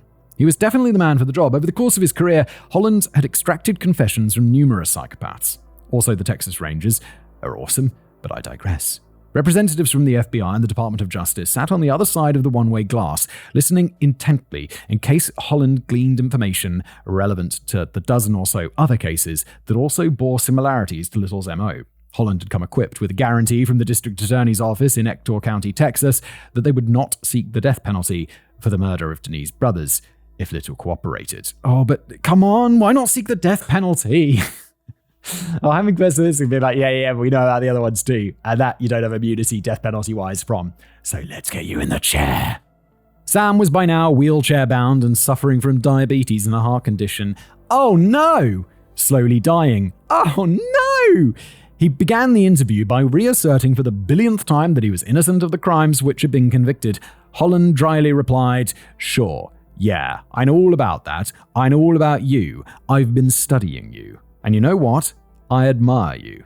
I think they got you all wrong, calling you a rapist. You're not a rapist, and I can prove it." Sam fatuously declared, "I didn't rape nobody. I never hit a woman with closed fists in my life. I didn't hurt them." Holland casually agreed, "Nah, you didn't need to do that. You never did that. You don't need to take nothing from no one." Then Holland abruptly changed the subject. "Let me ask you something. How do you like it in here?" Sam snorted. "Here? I fucking hate it here. I got a code on my jacket that I never even got arrested for. I should be a level 3, and I'm a level 4, and I never did them things." He's referring to the murders. Holland said soothingly, "Now there, I can help. But you're the captain of the boat, the pilot of the plane. I want to hear about your life because this is what I do, and you're important.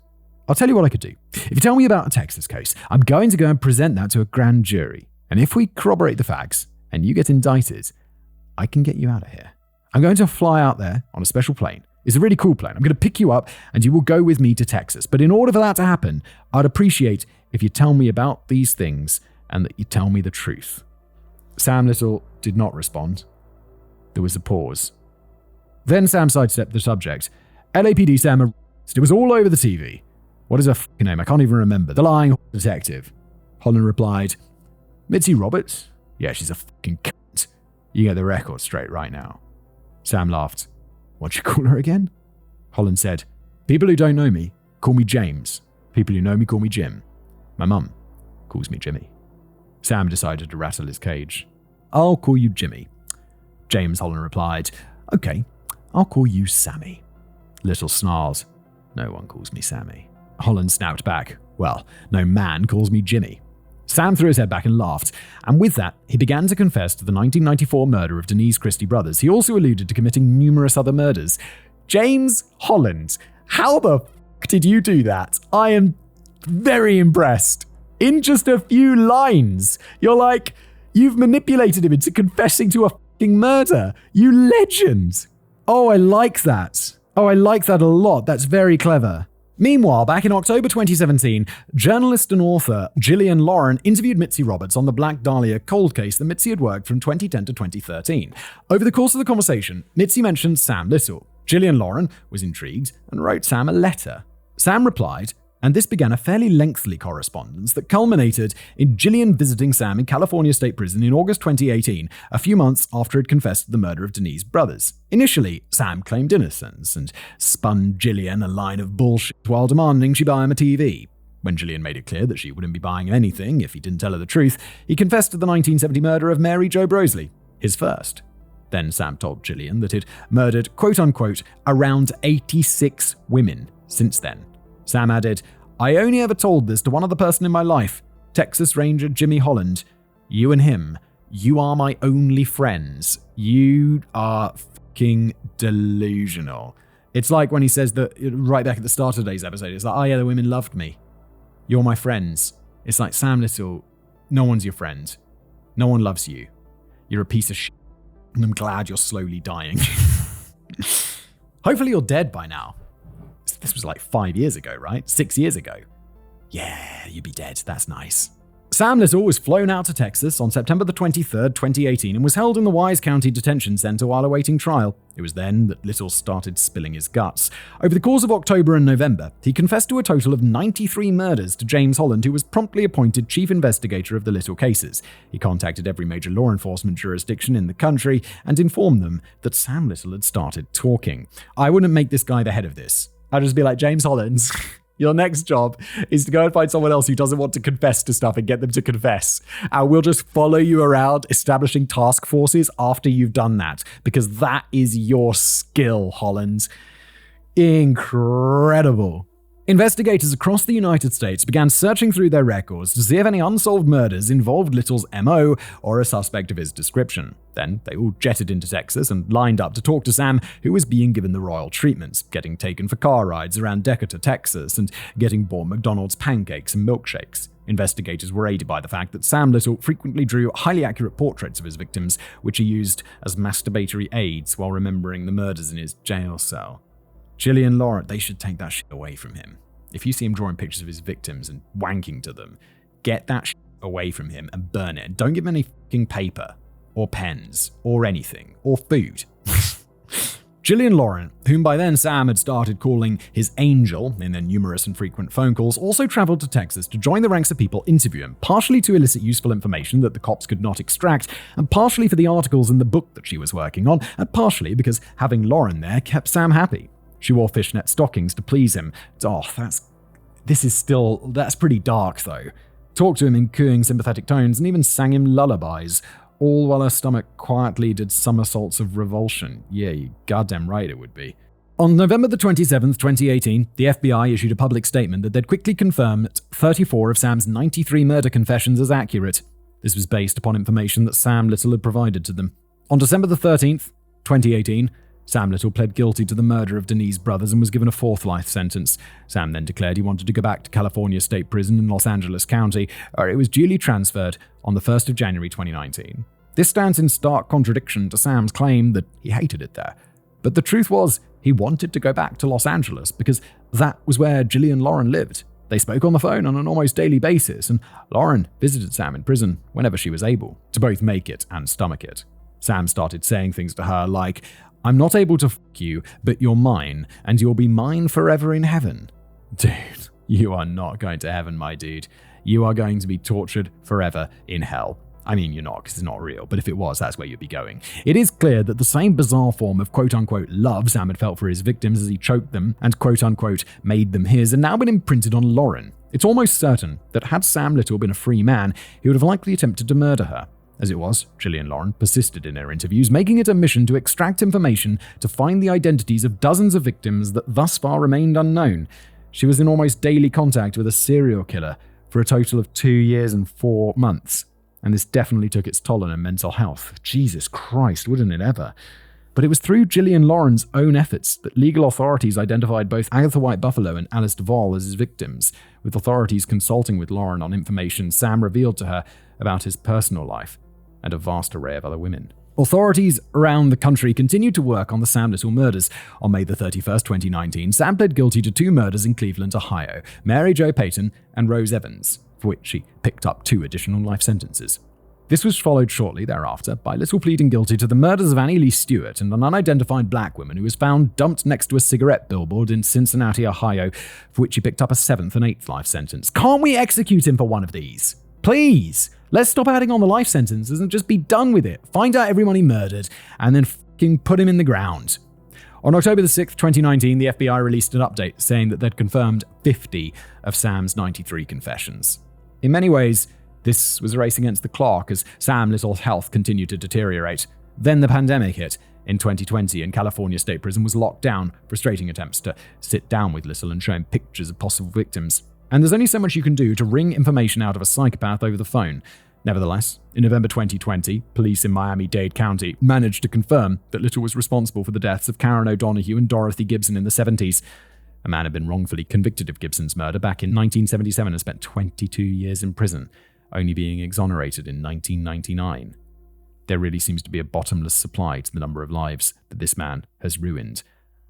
It's so crazy how he killed all of these people and was free for so long, and 2 people were wrongly convicted. There was that person earlier who spent years in prison, and this guy spent 22 years in prison. Good Lord. On December the 21st, 2020, Sam Little caught COVID and was placed into the prison's makeshift quarantine. At approximately 4:35 a.m. on December the 30th, Sam died of COVID complications relating to his heart condition. Yes! The most prolific serial killer in US history had made it to the ripe old age of 80. That is not fucking right. Gillian Lawrence was awakened that morning by phone. Sam Little had appointed her a next of kin. The clerk on the phone unironically said, "I'm sorry for your loss." Sam Little left Gillian $1,097. She was also to attend to his remains. Julian arranged for Sam Little's brain to be examined by neuroscientists at Stanford and UC Irvine to see if there was anything unique about the brain structure of a psychopathic serial killer. But Sam had messed up the paperwork, and he was immediately cremated. It probably wasn't a great loss to science, since this has been done before with other serial killers. Perhaps hauntingly, the structure of their brains looks like everybody else's. A year later, in 2021, Gillian Lauren was able to collect Sam Little's ashes from California State Prison. They sit on a shelf in her garage.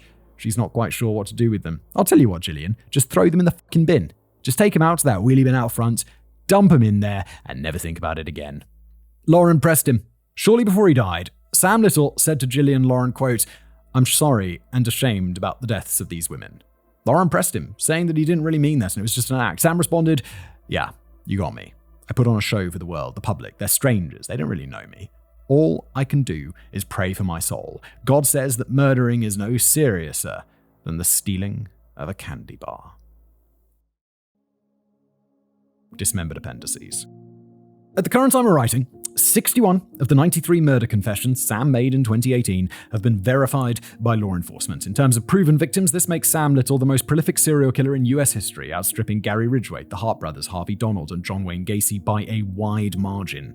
In terms of unproven victims, Sam is only surpassed by the likes of Henry Lee Lucas and Donald Gaskins, who have a relatively small number of proven victims, but made wild and likely false claims that they'd killed considerably more. So as far as the United States is concerned, Sam Little is as bad as they come. Number 2. On the world stage, in terms of proven victims, Little ranks 9th after killers from developing countries, former communist countries, and countries that experienced almost total state breakdown. You have to go down to number 15th place, Gary Ridgway, before you get to a developed country with more rigorous forensics and policing. And like Sam Little, Gary Ridgway also targeted sex workers, which is widely agreed to be the reason why both men got away with killing for so long. Gillian Lauren coined a term for them: the less dead, because when one of them dies, few people seem to care. Number 3. In terms of possible victims, Sam Little ranks 8th globally, again after killers in South America like Garavito and Lopez, as well as South Asia like Iqbal and the former Soviet states like Dakhak, most of whom we've already covered on Casual Criminalist. Number 4. 16 of the 32 Sam Little confessions that are still unsolved are from Los Angeles, 50%. In most cases, the women's names and ages are not even known. Sam's confessions make clear that they're all from the city's underclass of several 100,000 people who continue to live in what amounts to be a waking nightmare. From the year 2000 to 2020, the population growth of Los Angeles slowed to a crawl, and numerous estimates project that in the next decade, LA's population will actually shrink due to the sheer number of people fleeing the city. Is it really that bad? I've been to LA a couple of times. I guess I just don't go to the seedy underbelly of LA. It's always just like quite nice places. It was very hot and very big. Number 5. As a bit of bright news in counterpoint to that, Detective Mitzi Roberts now heads up the Cold Case Homicide Unit, which involves a network of both active officers and retired ones. They continue to work on the Los Angeles Sam Little cases, along with chipping away at the literal thousands of other cases that remain unsolved. Number 6. When the LAPD were working on the murders of Alford, Nelson, and Apodaca, they dubbed Sam Little the choke and stroke killer due to the rather revolting and depraved MO. For obvious reasons, the nickname is not caught on. Sam Little doesn't deserve to have a widely recognized serial killer moniker despite being the worst killer in US history. As such, write your suggestions in the comments below. Just call him the dickhead killer. The tiny penis killer. It's always better to have something like that. I will be awarding the best suggestion a free copy of the Casual Criminalist Limited release Definitely Not My Crimes notebook. I can sign it if you'd like. Okay, this isn't one of mine. I'm not posting that shit out. It's a huge effort. I think I sent David a bunch of them, so he can do that. It will come from Australia as well, from the land down under. Number 7, Sam Little is the cousin of both civil rights activist and black separatist Malcolm X and the pianist and songwriter Little Richard, both of whom can trace their ancestry back to the tiny town of Reynolds, Georgia, in which Sam Little was born. Number 8. Mitzi Roberts is the inspiration for the Michael Connelly character, Renee Ballard, who at the time of writing has appeared in 5 of Connelly's novels and is slated to be the main character in a spin-off of the Amazon TV series Bosch, in which she leads a cold case unit just like Mitzi does. In addition, Mitzi Roberts actually appeared in the 3rd episode of Season 1 of Bosch, where she played herself, and she served as a technical consultant on the show. Mitzi Roberts is another legend from today's episode. I feel like I was harping on about the Holland dude for too long. I mean, as much as he deserves, legend, but also Mitzi Roberts, you're also a legend. Well done. Number 9. Sam Little sketched or painted portraits of 47 of his 93 victims. The likeness of the known victims are often so accurate that other portraits are used by law enforcement in their continued attempts to identify victims. In many of the portraits, Little often added petachie. What is that? Which are red spots that appear in the eyes of the victims of strangulation. Oh my god. Dude, I didn't need to know that. The average amount of time it takes for a person to be strangled to death is approximately 3.5 minutes. That is 3.5 minutes of sheer terror and suffocation. At Samuel Little's 2014 trial, Deputy District Attorney Beth Silverman got the jury to sit in silence for 3.5 minutes to see just how agonizingly long that amount of time can be when you're being strangled to death. As a thought experiment after this video, you're welcome to do the same, to gain a greater understanding of what these 93 victims must have suffered.